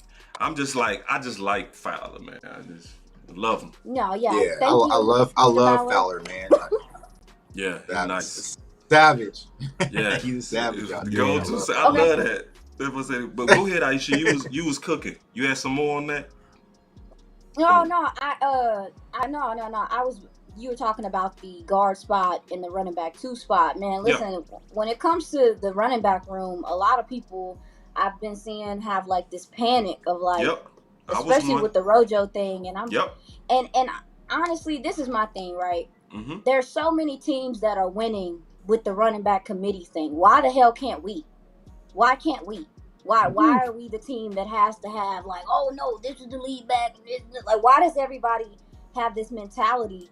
My committee's been working for other teams, so I'm fine with it. And I think Malik. Is this fan base scary? Yeah, that's fair. Well, that's I mean because it's not work for us. Just that we. This scary. fan base is scary. No, it's not. This fan base is afraid of change, bro. This fan base is afraid of change and they like tradition. What Zeke do to you, bro? What did he do? I mean, you mean it hasn't worked? You said it hasn't worked for us, Tuck? It hasn't worked for us. We tried it, and then we had to go right back in to Zeke. When have we committed to it for real? He got a point. Committed to it for in 2015. We had Alfred Morris and Darren McFadden and Joe Randall. We tried to go for it after DeMarco Murray. We did. Said, that ain't working. And we went and it didn't work because we had Matt Castle and Wistain playing quarterback. That's why it didn't work. Okay, let me ask you a question, DMV. You know what I'm saying? Yeah. And then let's be honest. Young Zeke or that committee? Young Zeke. All right. Easy. Yeah, young Zeke.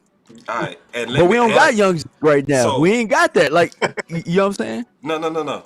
But see, this is the deal. I'm going to be honest on why I'm worried. I'm not going to cap. I'm being all the way in 12 touchdowns. That's a Oh, Iisha, you ain't gonna do your part like that. You not gonna wave me off. You not gonna give me the old cliff wave. No, you not. No, I mean, I think it matters, but you gotta, like I said, like with all due respect, we saw Philly being 4th and 2, 3rd and 2 all the freaking time, but they had the best offensive line. I feel that. I get that. Cool. Okay. Whatever. But I do think that we as a collective, we really think too hard about this position at this point. And another thing, too, when you talk about the West Coast system, I mean, Mike McCarthy uses multiple running backs. That's what he used to do. So I'm like, I also feel like we can use guys based off the matchup. what the matchup needs, what the matchup calls for. If Yep. these guys suck tackling in space, put Deuce out there and let his ass rumble. You know what I'm saying? Like I think that it should be the choice of which running backs are gonna get the touches. Like there were plenty of times last year where we said this should be a Tony week because they suck at tackling Agreed. on the edges. Yeah. Yeah. So I'm like, Yeah. where I'm at with the running back room is I just don't understand why so many other teams that are successful can do it by committee, but we're all tight every time somebody talk about it. It's weird to me. No. It's because our systems weren't conducive to it, though. No, I don't even It think is it's now. just that. I think when you look at the history of the Dallas Cowboys, we had so much success based on the running game. You know what I mean? Like, True. so the 90s was, Emmett was the key to all that. And then our best seasons, even recently, 2014, running game. 2016, running game. So it's like, it's a lot of history. So y'all take it easy on us. Because, see, I see DMV and Iisha, y'all beating us up. Y'all beating us up. No, that's what I was saying, like tradition. We the run ball. No, I was saying we're afraid of getting away from tradition and kind of going where the game is going. You know what I'm saying? Why do we gotta go with tradition? Why can't we just do what we do well? But let me just say this. Because we starting to get into like, kind of like, same question that I asked about when do we say, okay, we good on Zach Martin? I'm asking the same thing on running back. And what do you need to see to feel like super good about running back? I'm seeing it right now. I like where we at with running back, to be honest with you. I like, but here's the thing about it. When you have a running back by committee, it has to have the type of system that's going to be conducive to it. The systems that we had in the previous years, they were made for a bell cow, or it wasn't really like, oh, we gonna get our running backs in the flats, or we gonna get our guys in space. Like, a lot of this offense is gonna be a quick dump and get the guy in space, and we didn't have the backs for that. We have it for it now. And I seen Hunter Lupke run the ball on the goal line earlier at some point today. Each of these backs are gonna have a role. And I think that it'll work well together. But the only way we'll really know it for sure is when we start seeing these preseason games. So when? If you ask, what do you need to see? That's what I'm saying. What would make you say? Yeah. Because you said you saw it now. You already answered. My fault. You did. Yeah. Now, but what I will tell you though is we didn't really give it so much of a chance over the previous years, because I'll tell you, we've seen preseason games where Dowdo's played well. We've seen Malik play well. Running back play has not been bad in these preseasons, but we've been so predicated on we got to put the whole thing on Zeke's shoulders because we paying him this money.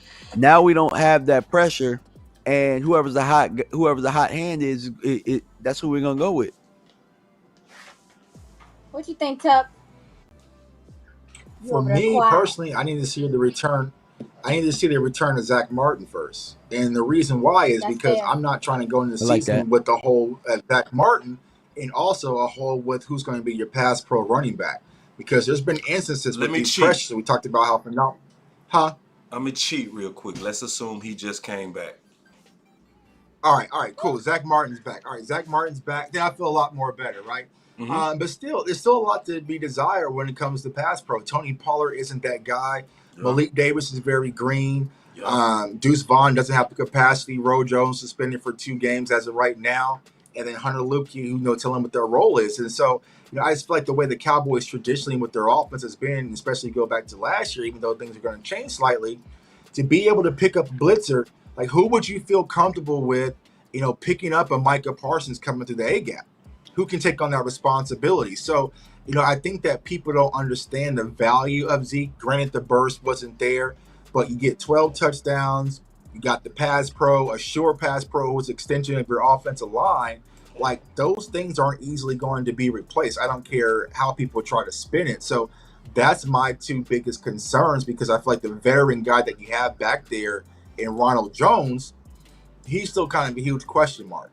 So it's just like and from what I've seen at camp, I seen Deuce stud a little bit, bless his heart. Rico stepped up in the hole and took on some firepower. Rico got a lot of reps yesterday, stepped up in the hole, made some good pickups. But Is Rico going to be the guy you can depend on? I highly doubt it. So that's just a huge question mark for me. And me personally, I'm just not a fan of going into a season where I'm trying to win it all with a lot of question marks. And I feel like running back 2, pass pro is a question mark. And you have that old thing just sitting right there being miserable at lunches with Mac Jones. I love it. Well, I'm gonna ask you a question, Tuck. Tuck, I have to ask you a question. That was a miserable at lunches. Hey, I gotta ask you a question, Tuck. I seen Hunter Lefty in a couple of clips actually being an up back in passing situations. How has he looked in pass pro? Yeah, I mean, he's looked decent, right? But the reps that he's gotten in those reps wasn't against the ones. You know what I'm saying? So that's my thing when it comes to Hunter Lukey. Like, I want to see his reps versus our ones, and then you can really tell. And so I feel like, and I've been trying to tell my viewers this when it comes to Hunter Lukey, we'll see the real value and appreciation of him more than likely, like, as we get through training camp and get into preseason. Yeah. Because I feel like Mike McCarthy, because there really hasn't been a lot of 2-back sets, to be honest with you. So I feel like they're keeping some of those things close to the chest. But Hunter's a big boy, y'all. Like, he looks like a tight end. Like, he's taller than I expected. Like, he's tall, he's built, wide frame. He did a lot of good things in receiving the ball as well. In those reps. So they definitely got a plan for him. I don't think they fully have unleashed what they're going to do with Hunter. But like I said, it's just like, I just don't know. You know what I'm saying? It's different studs versus your own teammates, studs versus the threes versus live action, bullets flying, you know what I'm saying? Shifting motions, a lot of different things going on where you have to communicate and really be an extension of your offensive line. And when it came to Ezekiel Elliott, a lot of people talked about this. He was like extension with the offensive line. He was always in the offensive line film room. He was. You know what I'm saying? He was knew the picking up on protections. so he knew the protections. And so that's a very important piece to your offense. Even though this West Coast is going to be a whole lot quarterback quicker, rooms too. You still got to have a guy back there that can thud a little bit with these NFL linebackers. And a lot of the guys that we have is either they're very green or they're just too light to take on that capacity. So, but I feel like the Cowboys, what they're going to do is, long story short, they're going to go into camp, go through preseason, watch for a few games, sit back, analyze. And if they say, nah, I ain't got it, they're going to call that old thing back. I love it. Ooh, Tuck. Hey, man, I got to hit a button for you. Come on. Perfect. Boy, that ball was cooking. Look to Landon Evans for the super chat, man. Just showing love. Appreciate you, bro. Appreciate the super we gonna chat. take those super chats too. But okay, cool. Man, I think Zeke put us over the top, but the way that I think we should go over is like you said, Tuck, let's watch these guys for at least 2 preseason games.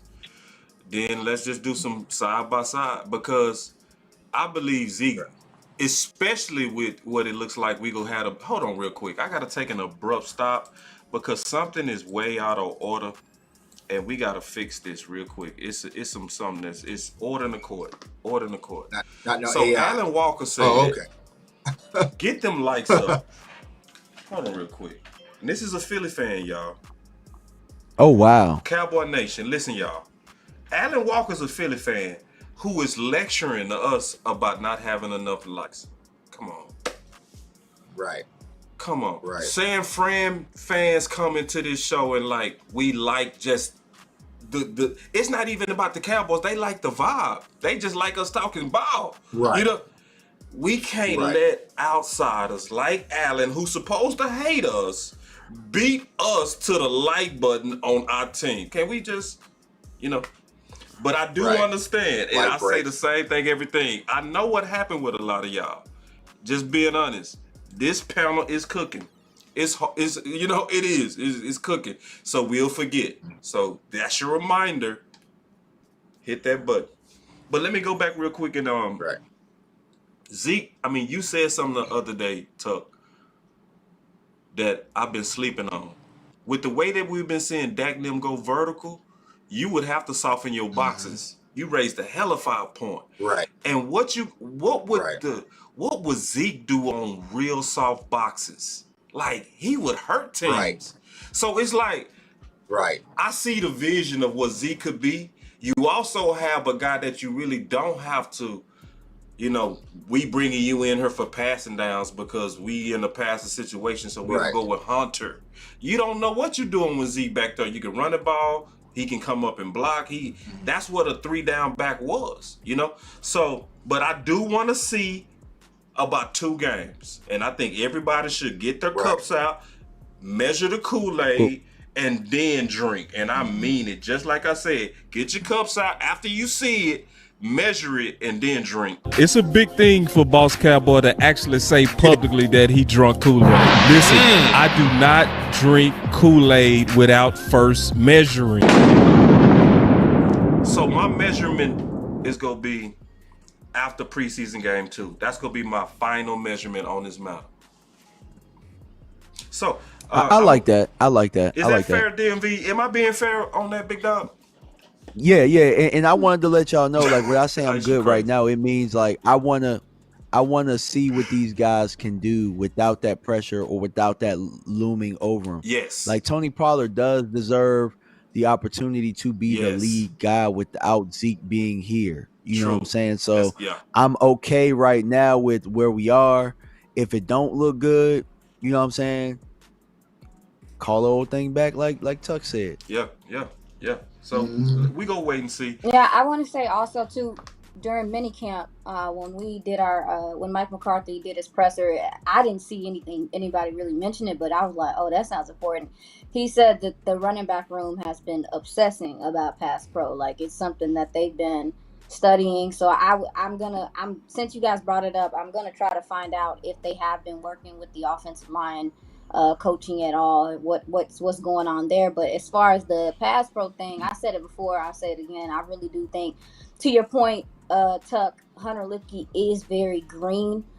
So I think the emphasis with him, the physicality part of the game he got.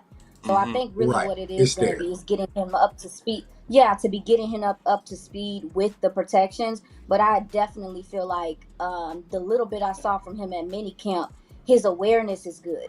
And this is when I was there when he was running with the ones, and the awareness was there. And so again, I do think wholeheartedly that we might look at the end of the season and that might be the guy that is the pass pro guy and that is back there, because he do got some pop and some viciousness to him. And like you said, Tuck, he has the size and he ain't scared. He's not. Yeah. So I'm looking for him. He's looking to punish. Yeah, he's not scared at all. He's not afraid to thump people. And even though they weren't in pads or they weren't in nothing, you could see that he has that aggression to want to do it. Because a lot of it, too, we talked about it. It's a lot of great running backs. Not a lot of them want to be active in pass pro. But because he has that fullback, some of that versatility at tight end, he understands how to feel, and he has awareness. So I hope that they get him up to speed with the playbook and the calls, because I do think that he could be a surefire guy because he has the size and the strength to deal with some of these guys, even if it's just chipping. Love it.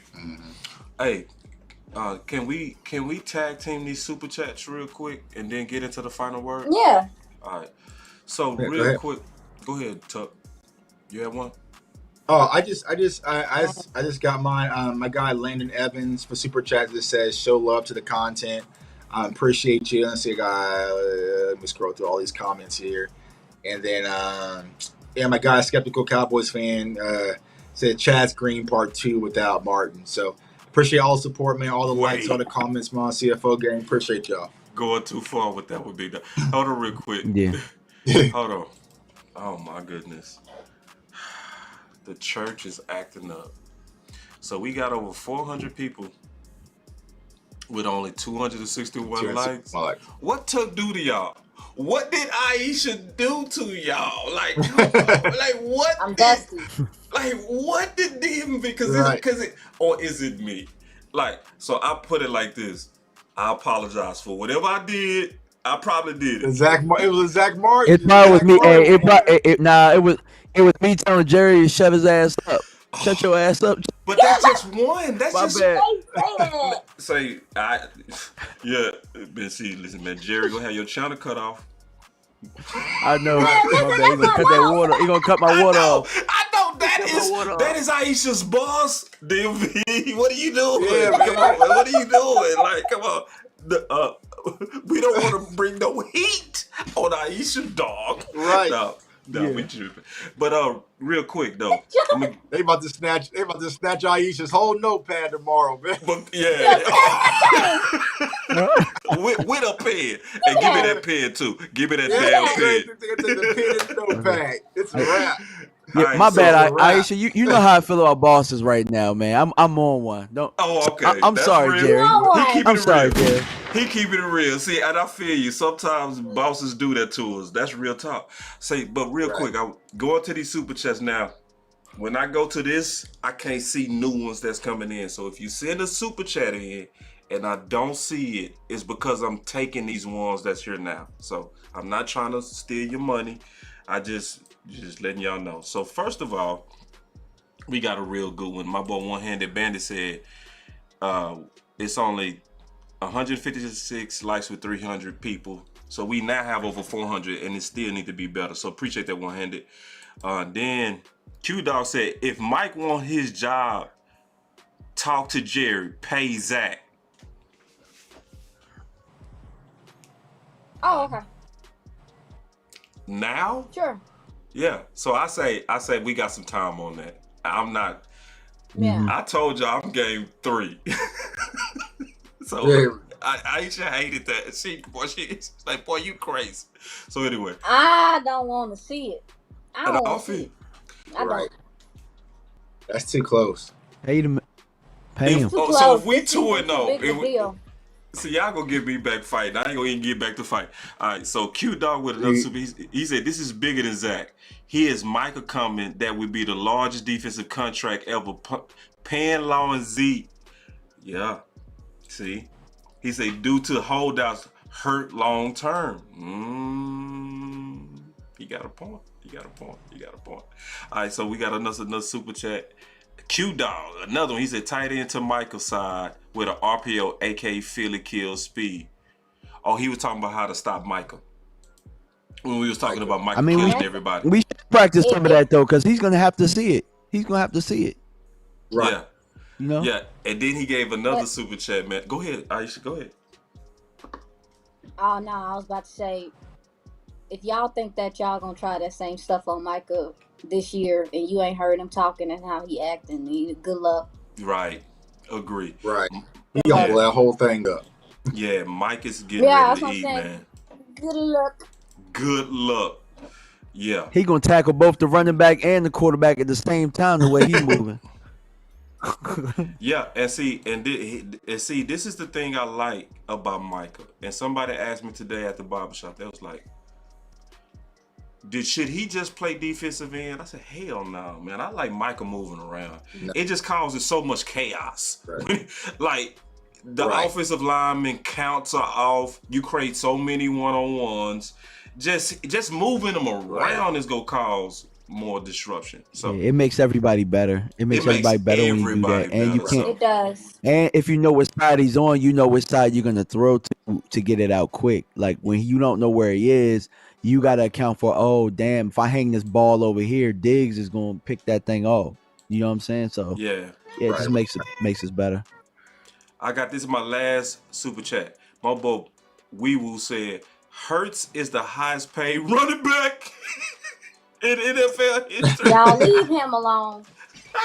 Hey, that was the best one. Y'all leave him That was the alone. best one. Save the best one for last. I got one from Coach Marv. Y'all. Okay. Go ahead. Hold on. Let me go ahead and find. saying- Coach Marv said DMV. Let's rename this offense with all these deep routes Texas Toast. Oh, you know what? I was thinking that today. I swear to God, I was thinking that. Somebody said that. Oh, that's old. No, I feel like I thought the DBs who get burnt are Texas Toast. No, they toasting people. Yeah. It still fit. You can force it. It don't perfectly fit, but it fit. Yeah. Speaking of the wide receivers, I just got a super chat. Since Reggie said, who will be the wide receiver 4 in Dallas? As of right now, it's Tolbert. Jalen Tolbert 4, Kavontae Turpin 4A. They are locked. Lock them in, pencil them, circle their names. They locked. So, Man, and another Lo, super chat. Appreciate Tuck. it. Says fire show. Appreciate you, my guy. But yeah, I'm Hey, saying Tuck, can you talk Tolbert and about Turpin. Go ahead. What's up? Can you talk about Jalen? I was gonna say, can you talk about Jalen Brooks a little bit though? Because every time I see him, he Yes. roasting some damn body. So Every damn time. outside of Tolbert and Turpin, it's an open battle, y'all. And I said this, I think today, right? With Simi Fioco, I feel like he picked the worst time to actually get hurt because the competition for that final slot is getting thin. You have Jalen Marino, who I'm very high on out of Fresno State. He's playing well. And then Jalen Brooks, number 83, who was our 7th round pick, right? He's getting off to a phenomenal start, y'all. And I feel like, there he goes, right on the clock, right? Routes are crisp, secure hands. Like, he's doing a lot of good things. And he's playing with the swagger and a step about him. So, you know, I feel like right now that final wide receiver slot is really going to come down to who can kind of find a role on special teams. And, you know, I was talking to a few of the writers last night from, like, Blogging the Boys and everything. Like, I don't know, and Boss, you might know this, and DMV might know this. Is there like a special teams guru camp, like we have a Deuce Mayweather or whatever? I ain't never. Y'all know heard if anybody does that?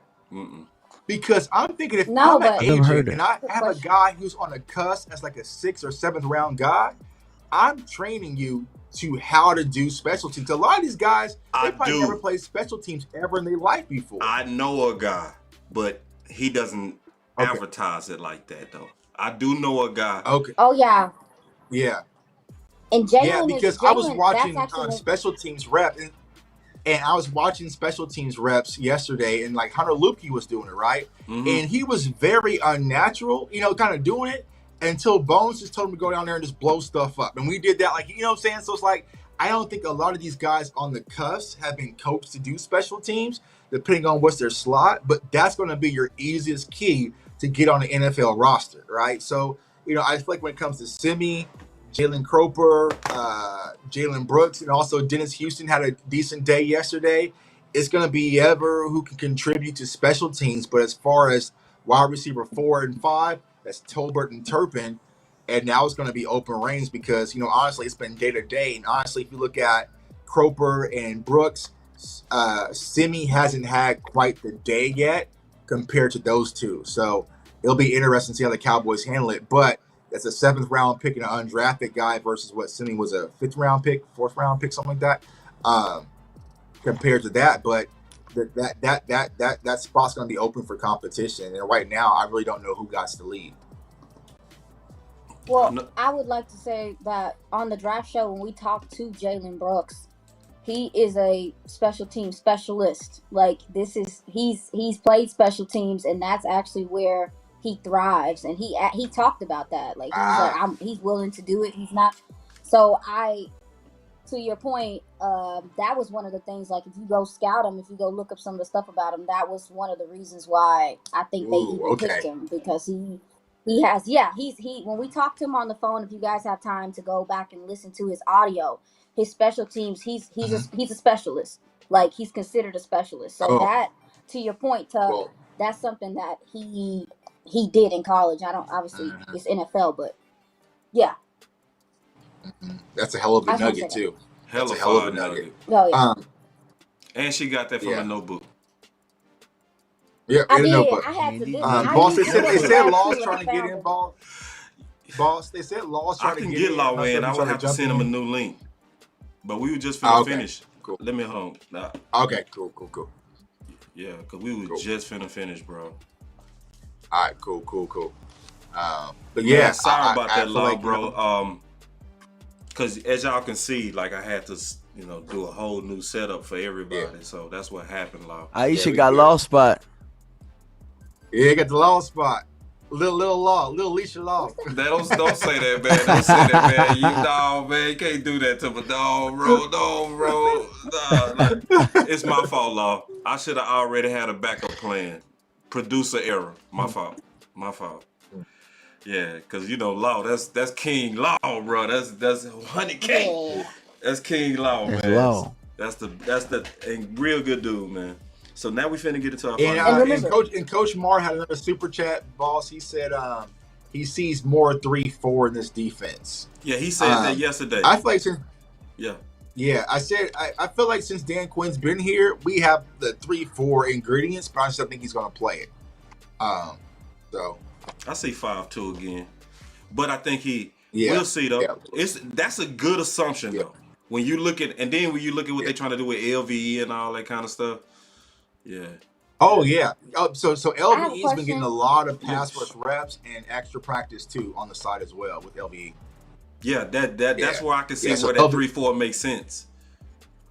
Yeah, because he was off with Coach Durden like on a separate like way from practice when the defensive line and the linebackers were getting reps, and he was by himself working on pass rush moves. You know, he was on the dummies and everything, with the hands and everything. So they definitely have plans for LVE as a pass rusher, somewhere whether it's off the edge in the A gap or B gap. So you might see some of that sprinkled in there, Coach Marv, with the 3-4, because we have the ingredients, like I said, with Mozzie and Hankins and some of those guys, and those linebackers with Overshown and Jabril Cox, who's having some more pep in his step, looking like he did before the injury as well. So you gotta be excited defensively about this team. I'm excited about everything overall. The one concern I have, y'all, to be honest with you, is just that kicking competition. Yep. It's just not there yet. So that's my only real concern. But for the most part, I feel good how the Cowboys are currently standing. Iisha. Oh, my bad. Sorry. All right. So this is my question because Tuck said it earlier, and I'm still learning, and I don't know what this is. What is a table route? So a table route, it's probably easier to draw. So you come out the backfield, and you pretty much just go out to the flat. So it's just like an out route, pretty much from the backfield. So it's like a Texas route, where you kind of come inside. And a table route, he's pretty much just going out to the flat. Okay. You're going to bend it out from the running back position. I love how you move, Iisha. I love how you move. Now, it's just the humility. You know what I'm saying? Because so many people always try to be the expert at everything. That humility is just, that's why you so good. That's why you so good. Because, see, people like you not going to BS people.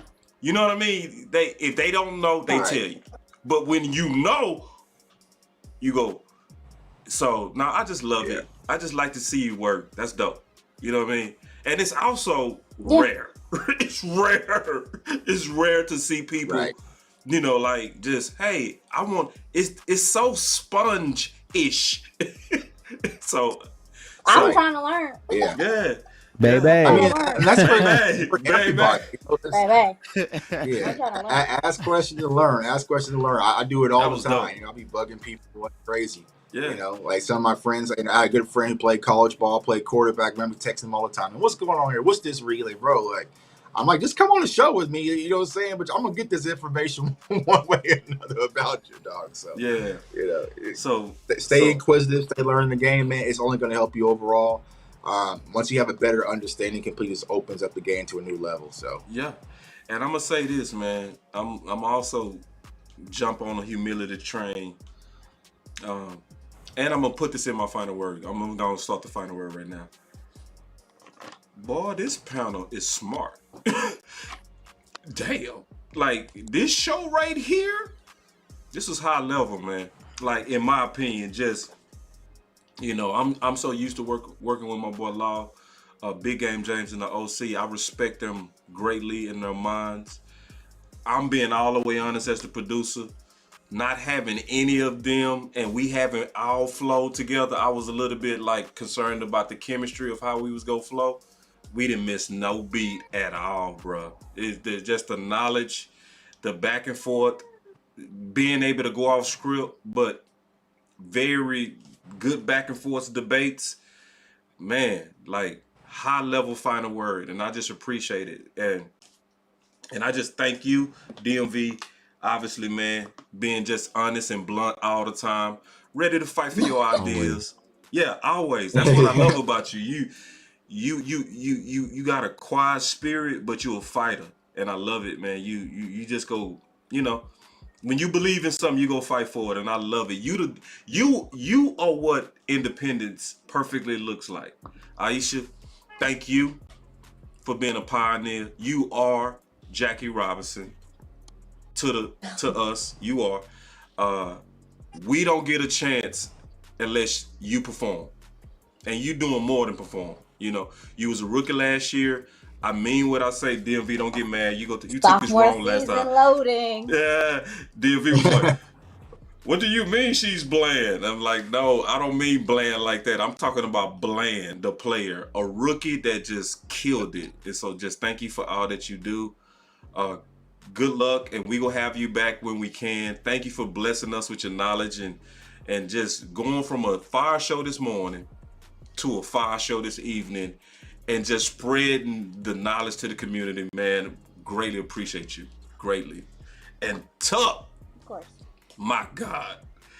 I ain't gonna even lie. Tuck lost me a couple of times today. Tuck was so over, man. He was talking so many concepts. I'm like, I'm gonna have to call him in private. I had to run it back, man, for Monday, man. Y'all people talking they're gonna soft out here, man. No, but that boy Trill McClay. Man, Trill McClay. Trill McClay. Trill McClay. So, you know, my final word with you, bro. What y'all waiting on? Somebody send this man a check.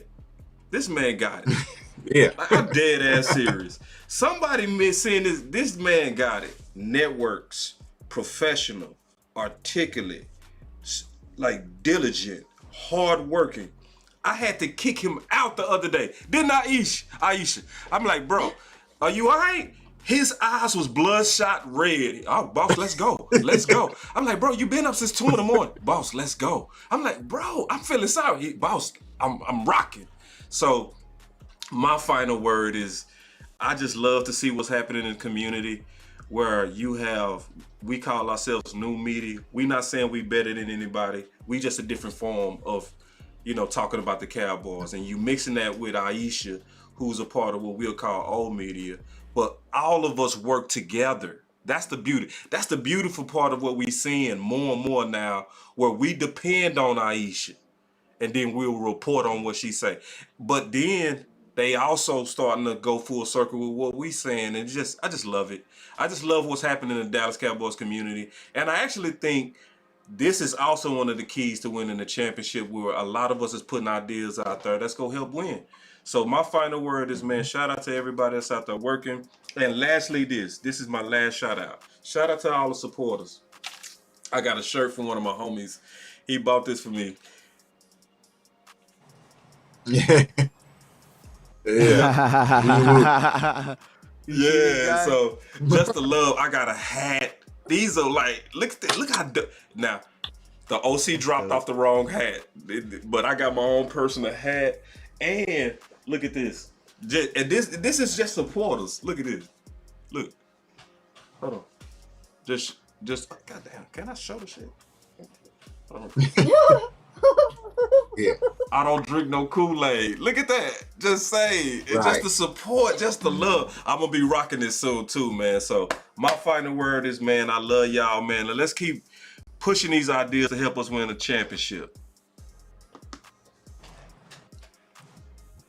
Yeah, man. That was a heck of a final word. Yeah, you know, and I had to follow. I got to follow it up. I just appreciate all of the love from the Cowboys community, man. You know, there's been a lot of people tagging me because they like the things that I say. I guess they like the bluntness. And there might just be a lot of people who really didn't know that I existed before. So I appreciate, Boss, you having me on this platform for a lot of people to see me out here. Tuck, Rome, I always tell you guys I appreciate you guys.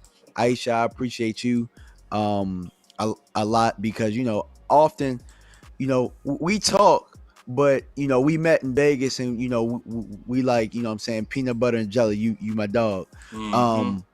But I think that this community, we make each other better, you know, just being around each other. That's facts. And, you know, facts. I know a lot of people look at it as competition. For me, I look at it as, you know, y'all are making me better. You know what I'm saying? That's the way that I look at it. You know, Growing up, I always had this one cousin that was just better than me at every sport, and I always followed him, and it made me better. That way when he wasn't around, I knew exactly what to do, and it didn't matter what room that I left in. So that's how I feel about this Cowboys community when it comes to content. I want to say that first and foremost. Shout out to DallasCowboys.com because the draft, I'm not draft coverage, but the training camp coverage has been phenomenal. Shout out to John Machota, the GOAT, you know what I'm saying, for all of the clips. Shout out to Tuck, you know what I'm saying, you out there representing us. You know what I'm saying? Like, we don't have to go to other teams' training camps and, act like. No, we don't. Oh, wait, I got to hit a button. I got to go ahead. Hey, I tried not to shoot no shots. No, I got to hit another button on that. Finish him. All right, go ahead.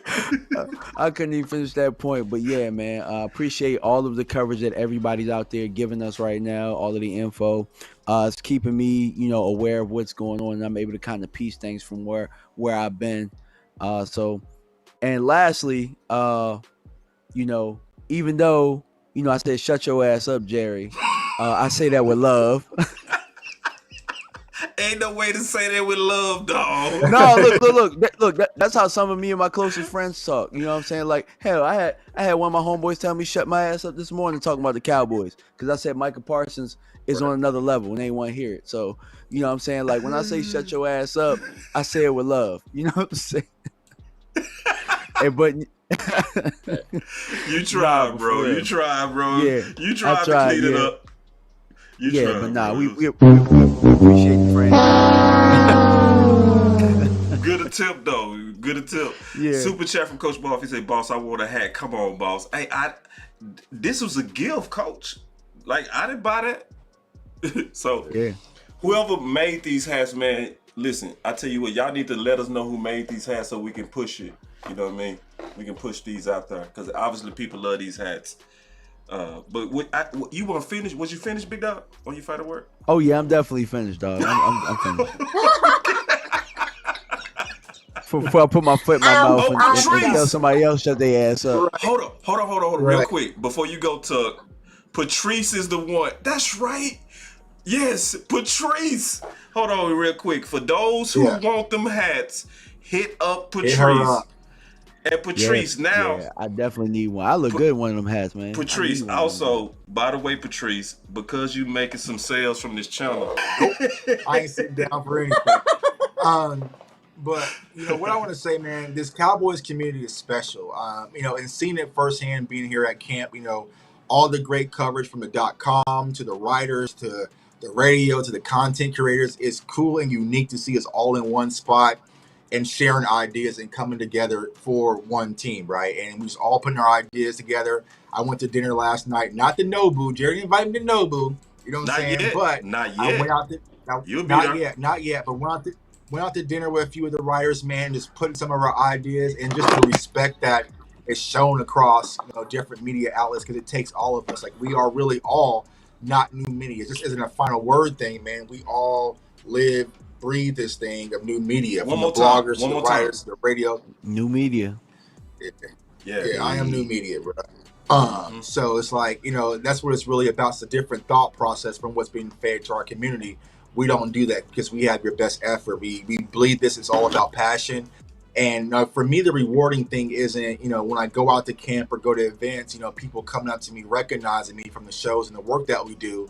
It's not about the fame. It's the people that come to me like, yo, I learned this from watching your show. Like, I'm really learning a lot from your film session. Like, that's one of the biggest rewards I can get, honestly, with all of this. And then not only, just the fans, right? The players. When I met some of the players, they're like, yo, Tuck, I see you always standing there front center for us on Twitter. You know what I'm saying? So it's like, I always wonder, do they even see it? But they see it, because they can't go and defend themselves versus ESPN and writers and different things like that. It's a bad look for the brand. But I tell them, at the end of the day, as long as you're representing that star and you're doing the right way, I'm always going to be front line for my team, defending y'all. So just that respect, man, it's definitely rewarding. So I appreciate everyone, all the support. Thanks again for everyone watching across all the channels for giving us a platform, because without y'all, there is no us. So thank you guys. And we're going to continue to provide y'all content. I'll be out there at camp tomorrow, watching my eyes, covering the team, and doing what we do best. So I appreciate all of you. Sis, Iisha, I'm super proud of you. All of you, boss man, proud of you. DMV, everybody, Rome. You know what I'm saying? Y'all victories is my victory. You know what I'm saying? When Rome hitting 20,000 is like me hitting 20,000. Yeah. Rome, I'm talking my stuff like I hit it. Whatever. You know what I'm saying? That's my brother, dog. I'm barking on him. Whoever got something to say about Rome, I what's up? I'm here front line with my brothers and sisters, man. So I appreciate each and every one of you guys. Let's keep doing our thing. Let's turn up this season. Final word is on you, Iisha. Barnacles, why I gotta go last? Man, that's what it is. Listen, Law always close it out. So we put some heavy shoes on pressure. you. We put some heavy shoes on you. You the close out. So So I definitely want to say thank you to everyone. Thank y'all for letting me come on and be able to get some of this football out. I really am somebody that can talk ball all day. Yeah. And so to get the opportunity to come and spend time with you guys and to pour into your people, I do think that our community is one of the best, if not the best. And that's why you have people from other teams trying to use our content, because we do have a lot of versatility within our content creators. And so I also want to say, thank you to all the women, all the ladies out there are trying to, there's a lot of women that are really wanting to be more involved in this game. And I want y'all to know, if you're in the chat, don't be afraid to ask me questions. Don't be afraid to come to me. I'm still learning. But one of the dopest things about doing what I do specifically is the fact that I've been able to inspire some of the women and the women that love this game. And there's also women that are realizing they do love this game, or that they're interested in loving this game. And I want to say to y'all, don't let anybody deter you. If this is something you're passionate about, go do it. It's not, you are going to have your struggles, but at the same time, there is support here. And I just want any of the ladies that are around that want to do this, don't be afraid to reach out to me. And also, let's grow together. And as far as on the football side, I know you talk about not drinking the Kool-Aid, boss, but unless it's measured, I do drink Kool-Aid. Okay, fine. Well, if you're not it just gotta be measured measured. Nah, bro. Nah, boss. I need that Kool-Aid from House Party, bro. I need all the sugar. Well, there ain't no measurement. That's what I'm saying. There ain't no measurement. Yeah. It's just raw and unfiltered Kool-Aid. So hold on, wait. See, I have to break in just one more time. So wait. Let me be.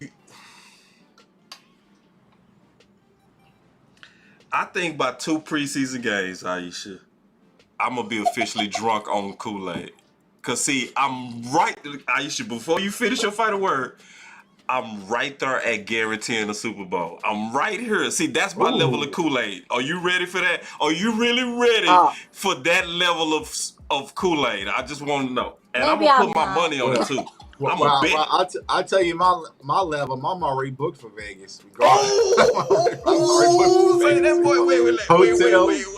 Let me put the... Hotel flight, we good. We already good, man. You already there? I'm not sure where y'all gonna be, but I'm gonna be out there, man. All right. But go ahead on your final word. I didn't mean to cut you off. You just kind of hit a hot button. No, that honestly was it, man. Is I know coming into this off season, especially with the offense, y'all, let's keep it a buck here. Don't act funny. We literally this off season, everyone was like, what is this offense gonna look like? I'm nervous. And now we're starting to really see what it's looking like, and that should start to ease you some, man. True. Also too, if you're worried, go listen to these player interviews. All these people that say that they don't know what this offense is gonna be, we don't know what it's gonna look like. Go listen. They're telling you. They're not only telling you verbatim some of the stuff, the scheme. They're telling you with their excitement, with their body language. You can tell that this team understands they have something good on both sides of the ball. And to me, I just think we got to get behind them and let's see what happens. Man, I hate. Hey, Iisha. Iisha. What's up? What size ring you wear? Ooh. I wear a 4. I'm a miniature person, y'all. I'm a miniature human being. Tell Uncle Jerry to size you up for a ring this year. Ooh. That's where I'm at. I'm trying to. I saw it coming. That would be it coming. Give me 2 preseason games. I'm gonna be right there with you. Tell them size me up too. I got some stuff I gotta see. I ain't gonna lie to y'all. I got some stuff I gotta see. When I see what I need to see, I'm gonna be right there. So, thank y'all, man. Love you. Let's go. I just wanna run it up. Count a check or something. I've been really in the field, let up. I've been really in the field, let her rush, I let her feel. Lately, I just wanna run it up. Don't need no deals, I make the deal. Have to take it to. And if it was up to me, if it was up to little old me to make a pick, it would probably go a little something like this. And with the 17th pick of the 2020 Dallas Cowboys NFL Draft, the Dallas Cowboys select CeeDee Lamb. Let's go.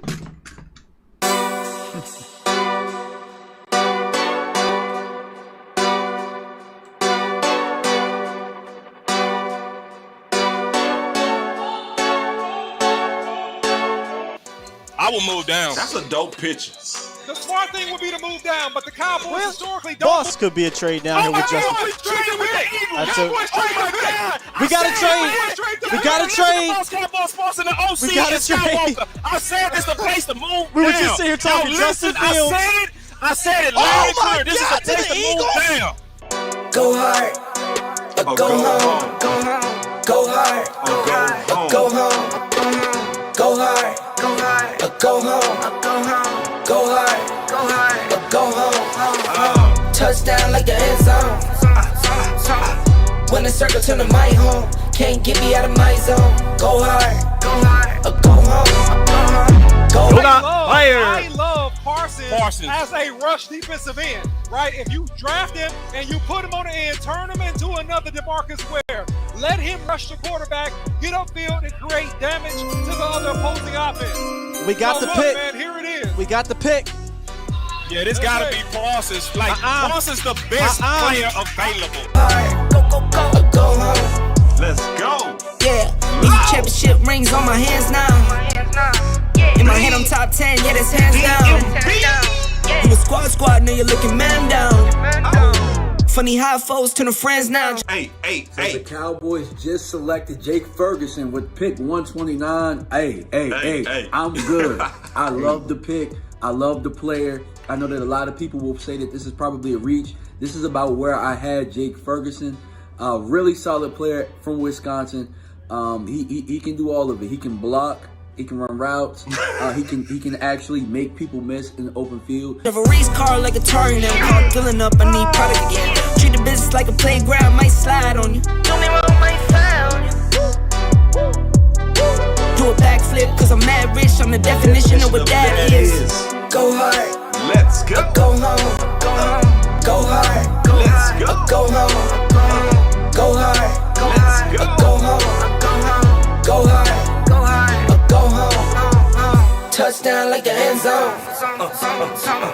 When the circle turn to my home, can't get me out of my zone. Go hard, go hard, go home. Go hard, go.